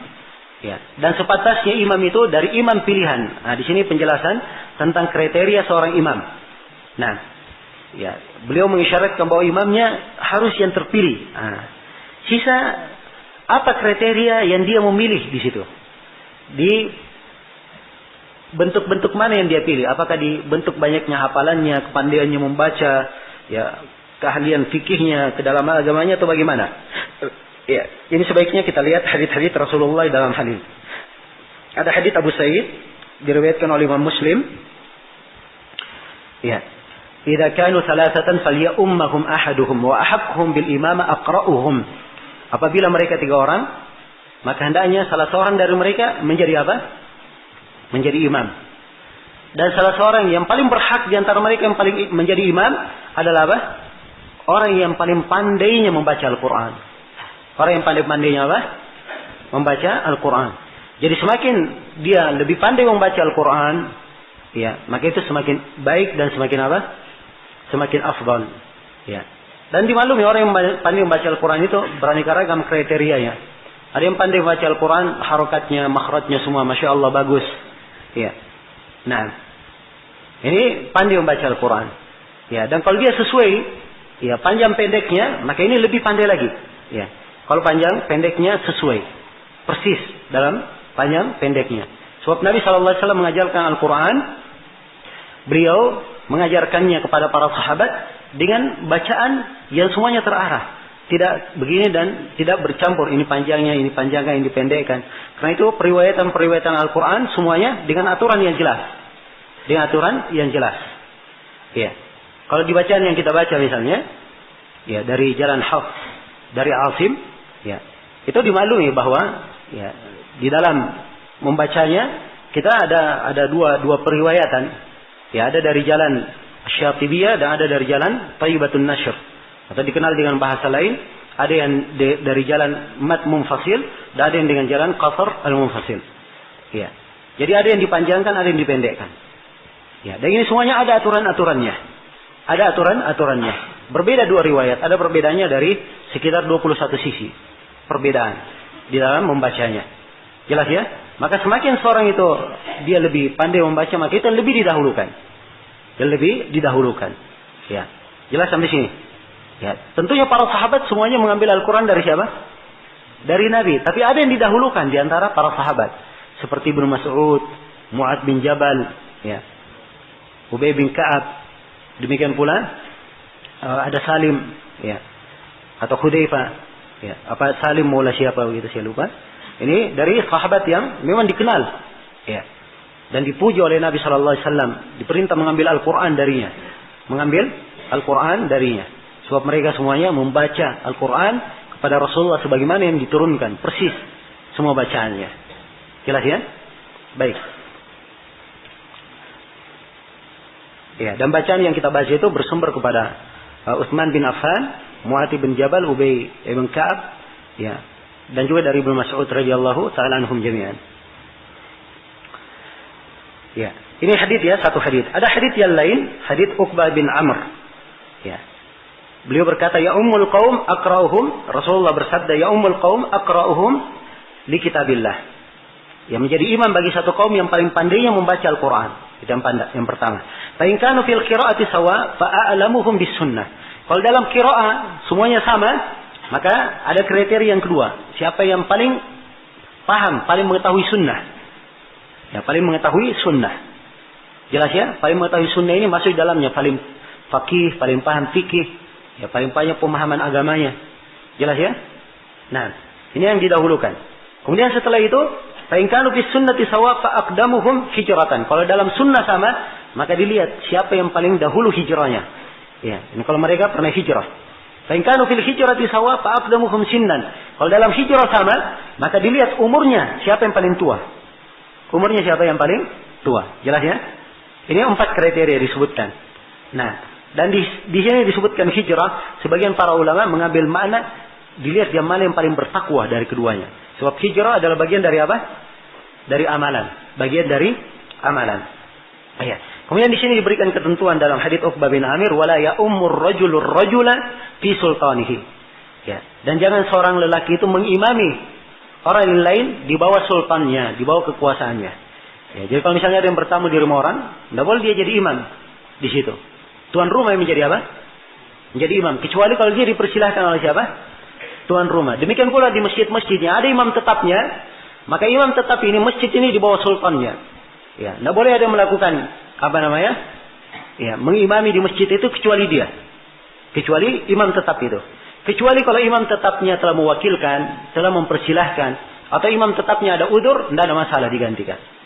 Jelas sampai sini? Iya. Baik. Jadi ini tentang siapa yang paling berhak untuk menjadi imam dan kriteria seorang imam itu bagaimana. Nah, kriteria seorang imam itu bagaimana? Lihat, yang paling pertama aqra'uhum li kitabillah. Yang paling pandainya membaca kitab Allah. Ya, kemudian yang paling pandainya terhadap sunnah. Nah, jadi kalau ada yang pandai qiraah itu asalnya yang didahulukan. Dan ini dilihat di sejumlah masjid para ulama kita, mereka mendahulukan memang orang-orang yang apa? Ya, lebih pandai dari mereka di dalam masalah apa? Dalam masalah membaca Al-Quran. Lebih aqra. Ya. Baik. Kemudian pembahasan berikutnya. Ini pembahasan yang keberapa? Yang ke-6. Tentang laki-laki mengimami perempuan dan bukan sebaliknya. Ya, ini disebut oleh Syaukani dalam ucapan beliau. Wa ya'ummur rajulun bin nisa'i walal aks. Ya, seorang lelaki mengimami para perempuan. Dan tidak boleh sebaliknya. Tidak boleh apa? Sebaliknya. Nah. Dan ini ada beberapa dalil yang menunjukkan tentang hal ini. Ya. Di antaranya adalah hadits Anas bin Malik yang diriwayatkan oleh Al-Jamaah kecuali Ibnu Majah. Ya. Anas bin Malik radhiyallahu taala anhu bercerita bahwa kakek beliau Mulaika itu mengundang Nabi sallallahu alaihi wasallam ya ke sebuah jamuan makanan ya yang dibuat. Maka Nabi pun makan. Setelah itu Nabi berkata, "Berdirilah, saya akan sholat ya untuk kalian." Nah, ini dari kekhususan Nabi sallallahu alaihi wasallam. Beliau kadang berkunjung ke rumah sebagian sahabat. Kemudian Nabi sholat di sebuah tempat. Lalu sahabat tersebut sholat di tempat yang Nabi sholat di situ. Ini kekhususan untuk siapa? Untuk Nabi sallallahu alaihi wasallam. Tidak boleh dilakukan untuk selain Nabi. Iya, jelas ya? Maka Anas pun menyebutkan, kami pun berdiri ke hasir. Ya, hasir itu sebuah tikar. Ya. Qad iswadda min tuli ma lubis. Ya, tikar ini sudah menjadi hitam karena terlalu banyak dipakai. Nah, fa nadahtuhu, maka saya bersihkan dengan air. Faqama alaihi Rasulullah. Ya, dibersihkan oleh Anas. Setelah itu Nabi pun salat berdiri di atasnya. Ini menunjukkan bahwa seorang itu boleh salat di atas apa? Ya, di atas sajadah, di atas tikar ataupun di atas karpet yang semisal dengan itu. Maka disebutkan di sini Nabi berdiri. Anas menyebutkan fakumtu ana wal yatim wara'ahu. Saya dan anak yatim salat di mana? Di belakangnya. Wa qamatil ajuz min wara'ina. Adapun si nenek, ya, beliau salat di belakang kami. Ya, salat di belakang kami. Ya, jadi ini perempuan diimami oleh siapa? Oleh laki-laki. Ya. Wa qam min wara'ina. Maka beliau pun perempuan ini berdiri di belakang kami. Fa shallana raka'atain. Maka Nabi sallallahu alaihi wasallam salat mengimami kami 2 rakaat. Ya, dan dimaklumi bahwa perempuan tidak boleh menjadi imam. Ya, sebab itu adalah tanda kaum yang tidak apa? tidak beruntung. Ya, laki-laki itu adalah pemimpin para perempuan. Ar-rijalu qawwamuna 'alan nisa. Dan juga di dalam Sahih Bukhari, Rasulullah sallallahu alaihi wasallam bersabda, la yuflihu qaumun wallau amrahum imra'ah. Tidak beruntung suatu kaum yang menyerahkan perkaranya kepada apa? Kepada perempuan. Karena itu tidak syah perempuan mengimami laki-laki. Salatnya tidak syah. Baik, kemudian berikutnya kata Syaukani rahimahullah, dan ini pembahasan yang keberapa? Pembahasan yang ketujuh. Tentang imam salat wajib yang mengimami makmum yang salat sunnah dan sebaliknya. Ya. Jadi imam salat wajib. Makmumnya ikut di belakang. Tapi makmum ini niatnya salat apa? Salat sunnah. Apa hukumnya ini? Ya demikian pula kalau imamnya salat sunnah. Makmumnya di belakang niatnya apa? Salat wajib. Apa hukumnya? Ini dua masalah. Ya. Adapun yang pertama, makmum yang salat wajib mengimami makmum yang salat apa? Salat sunnah. Ini hukumnya adalah boleh. Ya. Hukumnya adalah boleh, diterangkan di dalam sebagian riwayat. Diterangkan di dalam sebagian riwayat. Nah, seperti di dalam hadis yang diriwayatkan oleh Imam Ahmad dan selainnya tentang kisah Nabi sallallahu alaihi wasallam salat apa? Salat asar bersama para sahabat. Maka datang dua orang, ya. Dia duduk di belakang masjid, tidak ikut salat. Setelah Nabi sallallahu alaihi wasallam salam, maka beliau memerintah supaya dua orang itu dipanggil. Maka keduanya pun didatangkan dengan cepat. Ya. Nabi sallallahu alaihi wasallam berkata kepada keduanya, "Malakum la tusalliyani ma'ana?" Kenapa kalian berdua tidak salat bersama kami? Ya, mereka berkata, "Shallaina fi rihalina." Kami sudah salat di rumah-rumah kami. Ini mungkin orang punya udur. Ya, sehingga dia salat di mana? Di rumah. Ya, mungkin dia baru datang dari perjalanan, atau mungkin mereka menyangka orang sudah selesai salat. Ternyata dia ke masjid, ya, karena dia sangka sudah selesai salat, dia salat di rumah. Begitu dia sampai ke masjid, ternyata orang belum selesai salat. Ya, karena dia anggap dirinya sudah salat, akhirnya dia duduk di mana? Duduk di belakang. Ya, dan ini tidak ada dalil bagi orang yang mengatakan tidak wajib salat berjamaah dengan dalil ini. Ya. Jelas ya? Tidak ada pendalilan. Maka Nabi berkata, jangan kalian ulangi perbuatan itu. Ya, kalau kalian sudah salat dan kalian datangi orang yang sementara salat, maka ikutlah salat bersama mereka. Sebab itu dihitung untuk apa? Ya, dihitung sebagai nafilah untuk kalian. Dihitung sebagai nafilah untuk kalian. Maka ini dari dalil yang menunjukkan bahwa orang yang salat sunnah, ya boleh menjadi makmum di belakang orang yang melakukan salat apa? Salat wajib. Demikian pula sebaliknya. Ya, orang yang melakukan salat wajib, ya boleh dia salat di belakang orang yang telah menunaikan salat wajib itu, dan salatnya itu hanya merupakan salat apa? Salat sunnah. Dalilnya adalah hadits Mu'adz ibn Jabal, ya, radhiyallahu taala anhu dalam riwayat Al-Bukhari dan riwayat Muslim. Nah, ya. Mu'adz radhiyallahu taala anhu, beliau hadir salat bersama Rasulullah sallallahu alaihi wasallam. Setelah itu beliau kembali kepada kaumnya. Kemudian dan Mu'adz imam di situ. Maka Mu'adz pun ya salat mengimami kaumnya, padahal beliau sudah salat apa? Sudah salat bersama Nabi, salat wajib. Ya, jelas ya? Maka ini menunjukkan bahwa boleh ya imamnya salat sunnah dan makmumnya apa? Salat wajib. Dan salatnya Mu'adz tentunya di sini adalah salat sunnah. Baik, kemudian pembahasan berikutnya ya kata beliau ya. Ini tentang ke-8 ya, tentang kewajiban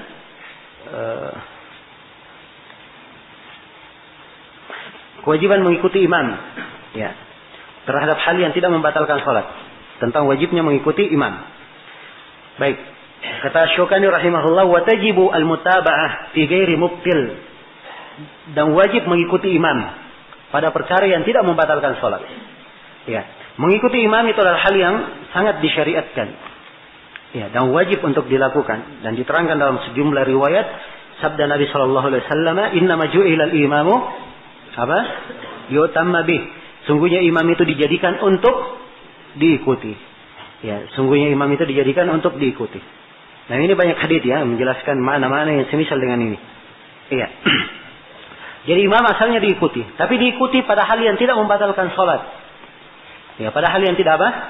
Membatalkan salat. Contohnya misalnya imam di rakaat yang keempat, ya, harusnya dia apa? Duduk tasyahud akhir kan? Tapi imamnya berdiri di rakaat keberapa? Kelima. Diingatkan oleh makmum, subhanallah. Ya subhanallah. Ya imamnya tetap lanjut. Ya. Imamnya berpikir ini makmum keliru semuanya. Dia yakin bahwa dirinya masih di rakaat keempat. Ya. Kalau keadaannya seperti ini, apakah makmum mengikuti imam? Ya, jawabannya tidak boleh. Kalau makmum sengaja ikuti imam, berarti mereka sengaja menambah rakaat yang keberapa? Kelima. Ini membatalkan sholat. Ya, ini apa? Batalkan sholat. Jelas ya, biarkan saja imamnya selesaikan. Ya, itu ijtihad dia. Dia selesaikan rakaat yang kelima. Begitu imamnya salam, barulah mereka ikut apa? Ikut salam. Jelas ya? Atau imamnya misalnya sujud 3 kali. Ya, sujud, duduk lagi. Setelah itu sujud, dia tetap duduk. Setelah itu sujud lagi. Ya, apakah makmum ikut sujud juga? Ya, tidak boleh di sini dia sujud. Kalau dia sengaja sujud, batal sholat mereka. Ya, sebab apa? Dia menambah satu rukun yang tidak ada di dalam tuntunan sholat. Jelas ya? Maka dia biarkan imam sujud. Ya, kalau ditegur nggak mau kembali ini ya. Kalau ditegur tidak mau kembali, biarkan dia sujud. Jelas? Ya, kalau dia berdiri maka ya ikut berdiri bersama imam setelahnya. Ya, jadi ini mana ucapan Imam Asy-Syaukani rahimahullah taala di sini. Kemudian pembahasan berikutnya, pembahasan yang ke-9, ancaman bagi makmum yang mendahului imam. Beliau berkata, tentang ancaman ini kita khususkan di sini pembahasan, ya karena Syaukani menyebutkan wajibnya mengikuti apa? Imam. Ya, memang ada hadis-hadis yang menjelaskan tentang ancaman orang yang mendahului imam. Di antaranya hadis Abu Hurairah, riwayat Al-Jamaah. Rasulullah sallallahu alaihi wasallam bersabda, "Ama yakhsha ahadukum idza rafa'a ra'sahu qabla al-imam ay yuhawwila Allahu ra'sahu ra'sa himar aw yuhawwila Allahu suratahu surata himar." Ya. Tidakkah takut salah seorang daripada kalian dia mengangkat kepalanya sebelum imam, kepalanya itu dirubah menjadi kepala himar, kepala keledai, atau bentuknya dirubah menjadi bentuk apa? Bentuk himar. Nah, jelas ya? Ini subhanallah sebagian para ulama ya mengisahkan seperti Ibnu Hajar dikisahkan di Fathul Bari, ya ada beliau mendengar atau atas sekelompok ulama mendengar dari seorang guru ini kalau mengajari mereka menyampaikan hadis dia dari belakang hijab, tidak pernah dia tampakkan apa? Tidak pernah dia tampakkan dirinya, ya cuman suaranya aja yang terdengar. Maka begitu muridnya sudah semakin lama dia berguru kepada syekhnya ini, akhirnya si murid berkata, "Ya Syekh, saya ingin melihat engkau." Ya, akhirnya syekhnya juga karena sudah percaya kepada muridnya, maka dia pun menampakkan dirinya dan wajahnya seperti wajah apa? Himar. Dia berkata, "Wahai anakku, ya, hati-hatilah engkau dari menyelisihi hadis Rasulullah sallallahu alaihi wasallam." Saya ketika mendengarkan hadis ini, hadis yang kita bacakan tadi, saya tidak menganggap hal itu adalah hal yang tidak diperhitungkan. Ya, dia sering mendahului imam. Akhirnya terjadilah pada saya apa yang kamu lihat sekarang ini. Ya, apa yang engkau lihat sekarang ini. Subhanallah. Maka ini dari hal yang hendaknya diperhatikan oleh seorang hamba. Menyelisihi ketentuan dari Rasulullah sallallahu alaihi wasallam itu adalah hal yang sangat berbahaya. Semoga Allah Subhanahu wa taala memberikan afiat dan keselamatan untuk kita semua. Iya. Kemudian kata berikutnya kata Imam Syaukani rahimahullah, ya. Dan ini pembahasan yang ke-11, imam tidak boleh mengimami di wilayah atau tentang imam yang ke-10 ya, tentang mengimami makmum yang tidak senang kepada imamnya. Ya. Ini diterangkan oleh Imam Syaukani rahimahullah, kata beliau, "Wala ya'ummur rajulu qauman hum lahu karihun." Dan tidak boleh seorang lelaki mengimami satu kaum ini tidak suka kepadanya. Ya. Ini ucapan Imam Syaukani ini diambil dari sebuah hadis. Ya, diambil dari sebuah hadis, diterangkan dalam banyak riwayat dari beberapa orang sahabat. Ya, dan hadis ini disahihkan oleh Syekh Al-Albani dalam silsilah as-sahihah. Nabi sallallahu alaihi wasallam bersabda, "Man amma qauman wa hum lahu karihun, fa inna salatahu la tujawizu turquwatah." Ya, siapa yang mengimami satu kaum dan kaum itu tidak senang kepada mereka, maka salatnya tidak akan melewati turquwahnya. Iya, jelas ya? Tidak akan melewati turquwahnya. Ini menunjukkan tentang makruhnya orang yang salat mengimami kaum yang tidak suka kepadanya. Maka harusnya seorang imam itu bukan dia mencari ridhonya manusia. Ya, bukan mencari apa? Ridhonya manusia. Tetapi dalam hal-hal yang sifatnya lumrah dan wajar dilakukan oleh Nabi, dia lakukan. Dia peringan untuk manusia, kalau salat dia ringankan. Jangan sampai dia memperbanyak, akhirnya makmumnya tidak suka kepadanya. Jelas ya? Kalau makmumnya tidak suka kepadanya karena dia adalah orang yang mengikuti sunnah, maka ini lain lagi masalahnya. Ya, ini ketidaksukaan yang tidak boleh diperhatikan. Tapi seorang imam harusnya dia bijaksana dalam hal yang seperti ini. Ya, sebab kadang seorang dia memang mengenal sunnah, tapi kalau dia menjadi imam akan menimbulkan mafsadat lebih besar, maka dia harus mundur dari hal itu. Dia biarkan saja orang lain yang menjadi imam. Ya, kalau memang mafsadatnya lebih besar. Sebab kita punya kaidah irtikab akhaf ad-dararain. Kita menjalani kalau ada dua bahaya, kita ambil bahaya yang paling paling ringan. Diambil bahaya yang paling ringan. Ya, baik. Kemudian berikutnya kata beliau wa yusalli bihim salata akhaffihim. Ya. Ini tentang imam itu memperingat salatnya. Nah, dan imamnya mengimami makmum dengan salat yang paling ringan. Ya. Ini dianjurkan oleh Nabi sallallahu alaihi wasallam. Beliau bersabda, "Idza shalla ahadukum lin-nas falyukhaffif, fa inna fihim ad-dha'ifa was-saqima wal-kabira." Ya, fa idza shalla li nafsihi falyutawil ma syaa. Siapa yang di antara kalian yang salat mengimami manusia, hendaknya dia peringan. Ya. Sebab di belakangnya ada orang yang lemah, ada orang yang sakit, ada orang yang tua. Ya, kalau dia salat sendiri hendaknya dia perpanjang. Ya. Sesuai dengan apa yang dia inginkan. Memperingan salat ini ada dua macam bentuknya. Ada memperingan terus-menerus, dan ada memperingan sifatnya di keadaan tertentu dia memperingan. Ya. Memperingan terus-menerus ini kalau dia melakukan salat itu sesuai dengan bacaan Nabi. Sebab Nabi mengajarkan bacaan. Beliau ada bacaan ketika salat subuh. Ada riwayat-riwayat apa yang dibaca oleh Nabi. Ada riwayat apa yang beliau baca di salat duhur, salat asar, salat maghrib, salat isya. Maka kalau dia ikuti riwayat tersebut, itu artinya dia sudah memperingan salatnya. Dan tentunya Nabi adalah orang yang paling ringan salatnya. Jadi kalau dia lakukan seperti yang dilakukan oleh Nabi, itu sudah memperingan namanya. Ini dituntut. Dan ini diantara makna memperingan. Dan boleh dia memperingan, dia memilih dari tuntunan itu yang paling ringannya. Yang paling ringannya. Karena itu, ya, wejangan umum yang kebanyakannya disebut oleh fuqaha, ya, di umum, ya, di salat yang dijaharkan, di salat subuh, maghrib dan isya, ya, maka dibaca dari al-mufassal. Dari apa? Ayat-ayat al-mufassal. Al-mufassal itu dari mana? Dari surah Qaf sampai surah apa? Surah Nas. Al-mufassal terbagi tiga. Ada yang panjang, ada yang pertengahan, dan ada yang pendek. Panjangnya dari surah Qaf sampai ke surah An-Naba amma yatasaalun. Ya, surah Al-Mursalat. Ya, kemudian pertengahannya dari surah amma yatasaalun sampai ke surah apa? Wal-laili idza yaghsha. Ya, itu yang pertengahannya. Kemudian yang pendeknya dari surah Ad-Duha sampai apa? Ke surah An-Nas. Ya, maka di salat maghrib dia panjang, dia baca dari pendek mufassal. Di salat maghrib. Ya, di salat isya dia baca dari pertengahan mufassal. Ya, dan di salat subuh dia baca dari apa? Panjangnya al-mufassal. Ini sudah ringan kalau dia melakukan hal yang seperti ini. Jelas ya? Dan kadang dilihat makmum yang kadang lebih khusus daripada itu, boleh dia ringankan walaupun kurang daripada itu. Nah, ini yang kadang kita saksikan dan kita lihat seperti di di Masjidil Haram atau Masjid Nabawi.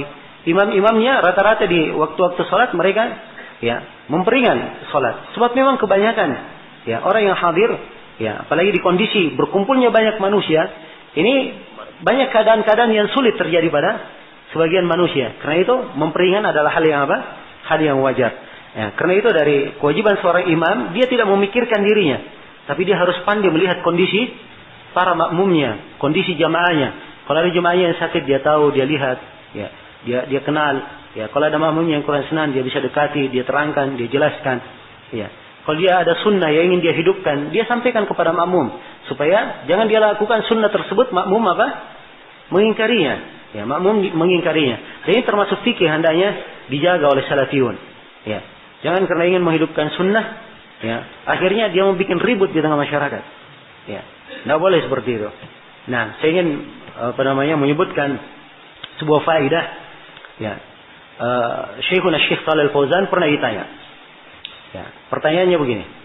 Katanya, ya Syekh, saya menemukan sebuah hadis dan saya anggap bahwa hadis ini adalah sunnah yang banyak manusia tidak mengamalkannya, atau sunnah yang sudah mati di tengah manusia. Kalau saya menghidupkan sunnah ini, apakah saya dapat pahala? Apa jawaban Syekh? Kata beliau, tidak. Kamu tidak dapat pahala, bahkan kamu berdosa. Ya, kata beliau. Bahkan kamu berdosa. Kecuali, kata Syekh, Kecuali kalau sebelum kamu kerjakan sunnah tersebut, kamu terangkan dulu kepada manusia. Kamu terangkan dulu kepada manusia, baru kamu dapat pahala. Ya. Ini fatwa beliau dibangun karena memang banyak kejadian di masa ini. Dari sebagian anak muda bersemangat dia melakukan sunnah, dia tidak perhitungkan akibat dari apa? Perbuatannya yang kadang bikin apa? Bikin resah di tengah masyarakat. Orang semakin jauh dari sunnah. Ya. Orang semakin jauh dari sunnah, dianggap sebagai aliran yang apa namanya? Ya, nampak ciri-ciri alamat-alamat yang tidak apa? Tidak baik. Bukan artinya seorang dia turun dari prinsip-prinsip yang dia pegang, tidak. Tapi harusnya hal-hal yang sifatnya sunnah, kalau dia kaitannya dengan sunnah ya, bukan kewajiban. Hal-hal yang sifatnya sunnah, itu kalau dilakukan bisa menimbulkan mafsadat lebih besar, maka pelaksananya bisa diundur. Atau dilakukan di keadaan tertentu, atau dijelaskan dulu dengan cara yang baik, kemudian apa? Kemudian dilaksanakan. Ini dari fikih yang hendaknya kita perhatikan. Ya, dan kita cermati. Kita berusaha mendekatkan agama ini kepada manusia dengan jalan yang benar. Ya, dengan jalan yang ringan. Memperingan agama ini untuk manusia supaya mereka berbondong-bondong masuk ke dalam Islam. Itulah wejangan Rasulullah kepada para dai yang dikirim, duta-duta yang dikutus oleh Nabi sallallahu alaihi wasallam. Beliau ketika mengutus dutanya ke Yaman, beliau berpesan, "Yassiru wa la tu'assiru, basyiru wa la tunassiru." Ya. Permudahlah, jangan kalian persulit. Beri kabar gembira kepada manusia. Jangan kalian membuat manusia lari. Ya. Jangan kalian membuat manusia lari. Nah, dan kadang seorang melakukan sebuah perbuatan, dianggap perbuatannya itu menjalankan sunnah, padahal sebenarnya itu membuat manusia lari. Ya. Dan ini sangat banyak sekali kita dengar teguran-teguran dari lisan guru-guru kita. Ya. Dari Syekh Muqbil rahimahullahu taala, ya. Syekh Rabi', kemudian Syekh Shalih Fauzan, Syekh Abdul Muhsin Al-Abbad, dan selainnya dari para ulama besar di masa ini, menegur perbuatan-perbuatan yang kadang terjadi dari sebagian ikhwah yang sudah mengenal apa? Sudah mengenal sunnah. Ya, maka hendaknya ini diperhatikan. Bahkan Syekhuna Syekh Muqbil mengucapkan sebuah kalimat yang apa senantiasa saya ingat. Ya, beliau berkata, ya ikhwan, permudahlah. Ya, beliau sering mengingatkan permudahlah, dan beliau sering mengucapkan ya ucapan Sufyan Ats-Tsauri, al-ilmu huwa at-taysir, amma at-ta'sir fa kullun yuhsinu. Ilmu itu adalah bagaimana mempermudah, disampaikan kepada manusia. Adapun mempersulit, semua orang pandai mempersulit. Ya. Semua pandai mempersulit. Tapi dia gimana disampaikan ilmu dengan cara yang mudah, adalah ilmu sebenarnya. Dan semua orang pandai seperti itu. Kemudian kata Syekh rahimahullah, hati-hati kalian. Ada orang yang lari dari agama ini, lari dari mempelajari agama disebabkan karena kamu. Sebab kamu juga akan menanggung dosanya. Kamu akan menanggung dosanya. Makanya dari fikih yang hendaknya dipahami dari wijangan-wijangan yang sangat indah, yang bermuara dari Al-Quran dan Sunnah Rasulullah SAW, yang hendaknya kita indahkan dan kita perhatikan. Baik. Kemudian kata Imam Syaukani rahimahullah, wa yuqaddamu sultan wa rabbul manzil, dan didahulukan penguasa itu dan pemilik rumah. Ini sudah kita terangkan ya. Sudah kita terangkan tadi di dalam hadits Uqbah bin Amir. Nah, atau di dalam hadits Abu Mas'ud Al-Ansari radhiyallahu taala anhu. Ya. Ini sudah pembahasan ke-12. Ya, tidak boleh mengimami di wilayah atau wewenang orang lain. Jelas ya? Kalau wewenangnya di rumahnya atau di masjidnya tidak boleh. Kata beliau, wal aqra'u tsumma al-alamu tsumma al-asan. Yang didahulukan yang paling pandai membaca, kemudian yang paling berilmu, kemudian yang paling berumur. Ini juga telah kita terangkan, ya. Yang mana yang urutan yang paling berhaknya, ini sudah kita jelaskan dari hadits-hadits yang telah lalu. Kemudian kata beliau, wa idza ikhtalafat salatul imam kana dalika wa idza ikhtallat salatul imam kana dalika alaihi la 'alal mu'tammin bihi. Kalau misalnya salat imam itu kurang, maka kekurangan itu dia menanggungnya. Ya, bukan terhadap makmum dia menanggungnya. Ya, ini dalilnya. Ya, dalilnya adalah hadits Abu Hurairah yang diriwayatkan oleh Imam Ahmad dan Al-Bukhari. Rasulullah sallallahu alaihi wasallam bersabda, "Yusalluna bikum, fa in asabu falakum wa lahum wa in akhtau falakum wa alaihim." Ya, para imam itu akan mengimami kalian.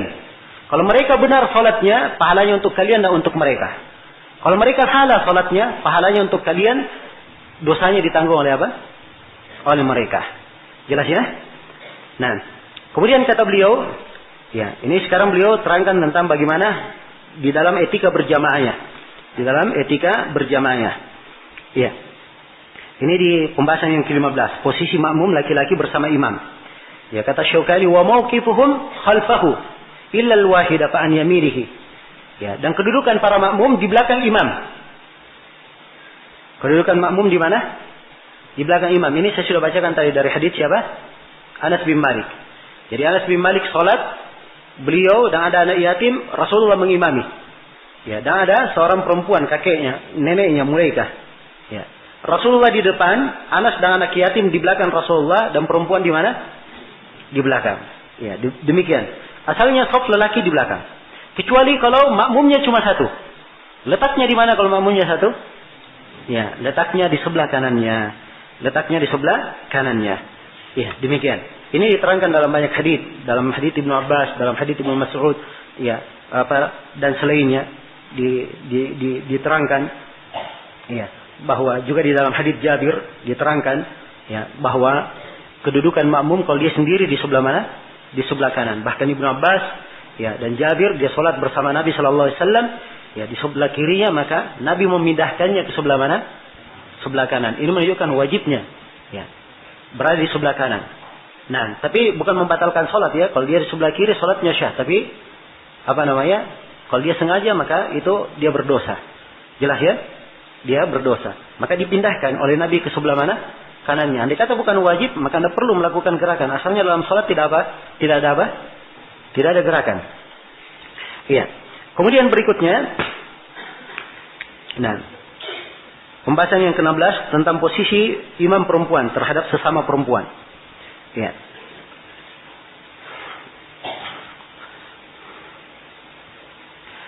Ya. Baik.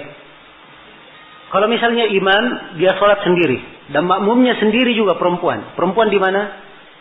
Hah? Ya, perempuan letaknya di mana?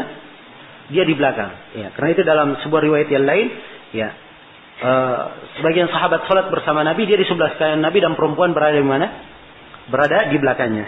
Berada di belakangnya. Nah, sekarang posisi perempuan di tengah sesama perempuan. Posisi imam perempuan. Ini bagi para perempuan. Ya. Ada dua kaifiat. Kaifiat yang pertama, ya, sama dengan kaifiat laki-laki. Sebab asalnya laki-laki dan perempuan sama dalam hukum. Itu asal. Laki-laki dan perempuan hukumnya apa? Hukumnya sama. Dan ada cara yang kedua bagi perempuan, imamnya berada di mana? Berada di pertengahan shaf. Berada di pertengahan shaf, sebagaimana yang dicontohkan oleh Aisyah radhiyallahu taala anha dalam hadits yang diriwayatkan oleh Abdul Razzaq dan diriwayatkan juga dari Ummu Salamah. Dan ini hadits dikuatkan oleh Syekh Al-Albani dari seluruh jalan-jalannya. Iya. Nah, kemudian kata beliau, wa taqdimu wa imamatun nisa wasatus shaf wa taqdimu sufufir rijal thumma sibyan thumma nisa. Ini dalam mengurut shaf. Pertama shaf laki-laki, kemudian shaf anak kecil, kemudian shaf apa? Shaf perempuan. Shaf anak kecil, kemudian shaf perempuan. Ya, tapi di sini ucapan Imam Syaukani rahimahullah, anak kecil dibuat shaf tersendiri, ini dari hal yang perlu ditinjau kembali. Ya, dari hal yang perlu ditinjau kembali. Sebab asalnya nas-nas itu menunjukkan tidak ada perbedaan antara shaf anak kecil dan shaf apa? Orang dewasa. Bahkan kadang kalau anak kecil dibuat shaf sendiri, ini akan menjadikan masjid itu ribut. Ya. Nah, dan tentunya anak kecil dihadirkan ke masjid untuk dididik apa? Dididik dan beretika di masjid. Karena itu dia harus di samping orang besar. Ya. Dia melihat bagaimana orang dewasa sholatnya, bagaimana santunnya di dalam sholat, diberi contoh di dalam sholat tersebut. Jelas ya? Nah, baik. Ini sudah pembahasan yang berapa? Iya. Pembahasan ke-17 tadi urutan para makmum. Demikian tadi urutannya. Kemudian pembahasan yang ke-18, siapa yang paling berhak mengisi shaf pertama. Ini diisyaratkan oleh Imam Syaukani, ya, rahimahullah, kata beliau, wal ahaqqu bis shaffil awwal ulul ahlami wan nuha. Yang paling berhak untuk mengisi shaf pertama itu adalah apa? Ulul ahlam wan nuha. Nah, ya, berada di shaf pertama itu mempunyai keutamaan. Hal yang sangat dianjurkan oleh Rasulullah sallallahu alaihi wasallam. Karena itu diterangkan dalam hadits-hadits, "Lau ya'lamuna ma fis shaffil awwal", dalam sebagian riwayat. Andai kata dia tahu apa yang ada dalam keutamaan shaf pertama, maka dia akan datangi, walaupun harus dengan cara apa?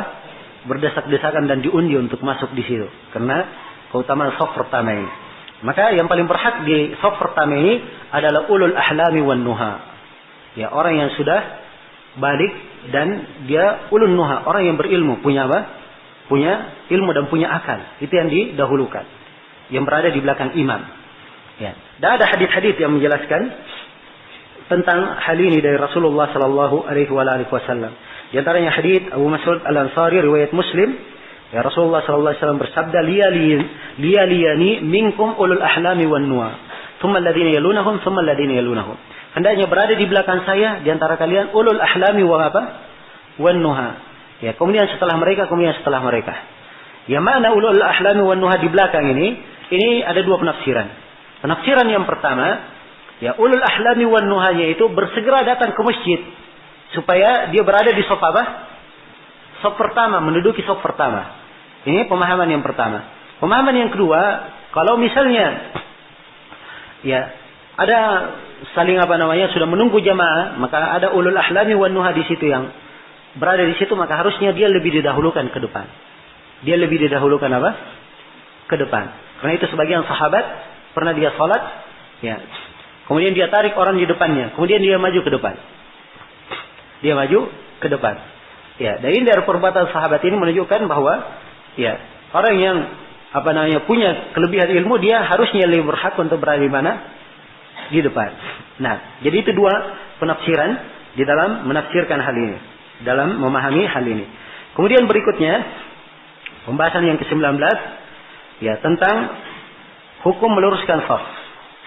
Ya, hukum meluruskan shaf, hukumnya adalah wajib atas imam dia meluruskan shaf tersebut. Dan ini diterangkan dalam hadits-hadits. Di antaranya Rasulullah sallallahu alaihi wasallam bersabda, ya. La tusawwunna sufufakum aw la yukhalifanna Allahu baina qulubikum. Dalam sebuah riwayat baina wujuhikum. Ya. Ini dalam hadits Nu'man bin Bashir. Nah, sungguh kalian luruskan shaf-shaf kalian atau Allah akan buat wajah-wajah kalian itu berselisih. Dalam sebuah riwayat hati-hati kalian itu berselisih. Yang meluruskan shaf ini dari hal yang menyatukan hati. Dari hal yang menyatukan hati. Sampai ya Rasulullah SAW meluruskan shaf kami, diceritakan oleh Nu'man, seperti meluruskan kidah, meluruskan anak panah. Ya. Kalau dilihat ada yang maju ke depannya ditegur, ya, mundur sedikit. Ya, diluruskan. Ya. Dan ini harus dipahami ya. Ini diluruskan oleh imam sampai makmumnya kelihatan sudah paham. Kalau makmumnya sudah paham, tidak perlu dia terlalu ketat. Ya. Sebab ini bagi siapa yang belum paham, diluruskan sampai para makmum sudah terbiasa dengan itu. Jelas ya? Jadi tidak harus setiap kali imamnya mau sholat, dia luruskan semuanya. Berdiri dari bawah belakang sampai akhir. Ya, ini kadang-kadang kondisi. Kadang-kadang yang dilakukan oleh Nabi SAW kalau memang itu diperlukan atau dilihat sebagian makmum kurang paham akan hal tersebut. Kalau semuanya paham insya Allah, maka cukup diingatkan. Kalau ada yang nampak bahir, ya dia keliru, maka diingatkan untuk mundur, untuk maju dan seterusnya. Jelas ya? Dan banyak lagi hadits-hadits yang menjelaskan tentang wajibnya meluruskan shaf ini. Ya, tentang harusnya meluruskan shaf bagi imam. Kemudian kata beliau, wa yasuddul khalal, dan hendaknya mereka menutup jalan, menutup celah-celah. Dan ini adalah dalam sebagian konteks riwayat, ya Nabi sallallahu alaihi wasallam bersabda, suddul khalal. Ya. Jagalah antara celah-celah yang ada. Kemudian kata beliau, wa yatimmu shaffal awwala thumma alladhi yalihi thumma kadzalik. Kemudian dia menyempurnakan shaf yang pertama, kemudian shaf setelahnya, kemudian shaf setelahnya.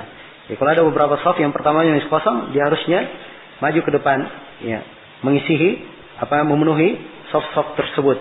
Nah, karena itu dalam hadits Jabir bin Samurah yang diriwayatkan oleh Imam Muslim dan selainnya, Rasulullah sallallahu alaihi wasallam berkata kepada para sahabat, "Ala tasuffuna kama tasufful malaika inda rabbiha?" Tidakkah kalian bersaf seperti para malaikat bersaf di depan Rabbnya? Ya, maka para sahabat berkata, "Ya Rasulullah, bagaimana malaikat itu bersaf di depan Rabbnya?" Ya, maka Nabi menjawab, "Yatimuna shaffal awwal." Mereka menyempurnakan shaf pertama, wa yatarafuna fi shaf, dan mereka saling rapat di mana? Di shafnya. Jadi ini shafnya paling para malaikat di depan Allah Subhanahu wa taala. Dia penuhi shaf yang paling pertama, kemudian yang pertama. Ya, dan banyak lagi hadits-hadits yang menyinggung tentang hal ini. Nah, ini pembahasan yang ke-20 sudah tentang mengisi shaf yang masih kosong, mendahului yang pertama, kemudian yang pertama. Baik, selesai dari pembahasan salat berjamaah. Berikutnya kata Imam Syaukani rahimahullahu taala, gimana kita lanjut? Hah? Atau mau ngambil snack sekarang?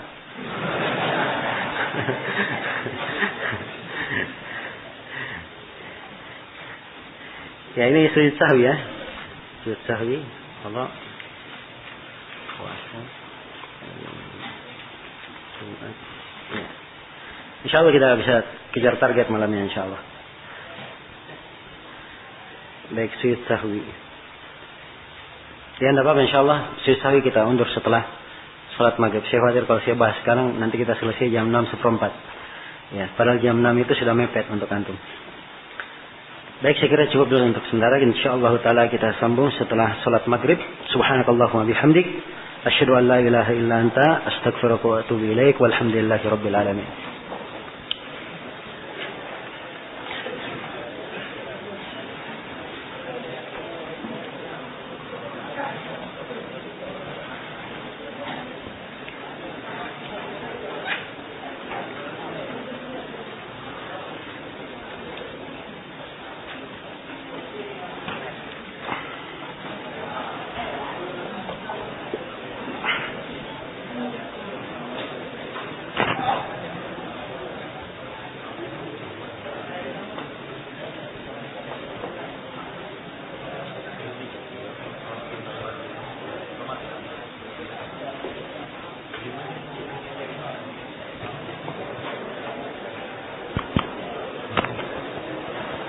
Satu. Baik, demikianlah tadi untuk sesi ketiga Daurah Fikih untuk hari kedua ini. Jadi berhubung sebagaimana yang saya sampaikan Ustaz, antum semua dipersilakan menuju lokasi layanan konsumsi untuk mengambil snack sorenya.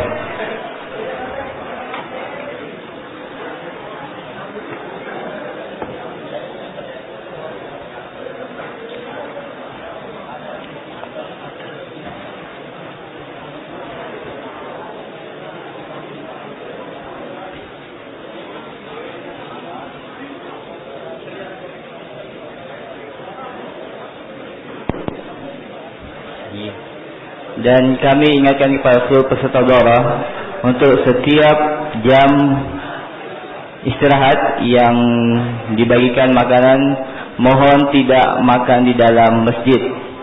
Jadi sekali lagi kami harap kepada seluruh peserta daurah, mohon tidak makan di dalam masjid. Jadi untuk menjaga kebersihan masjid kita.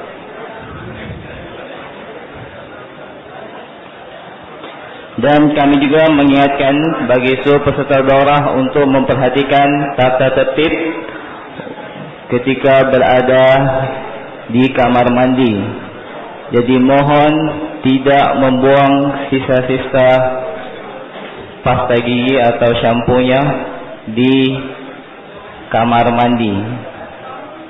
Jadi kami mohon kerjasama dari seluruh peserta daurah untuk kembali memperhatikan tata tertib ketika berada di kamar mandi.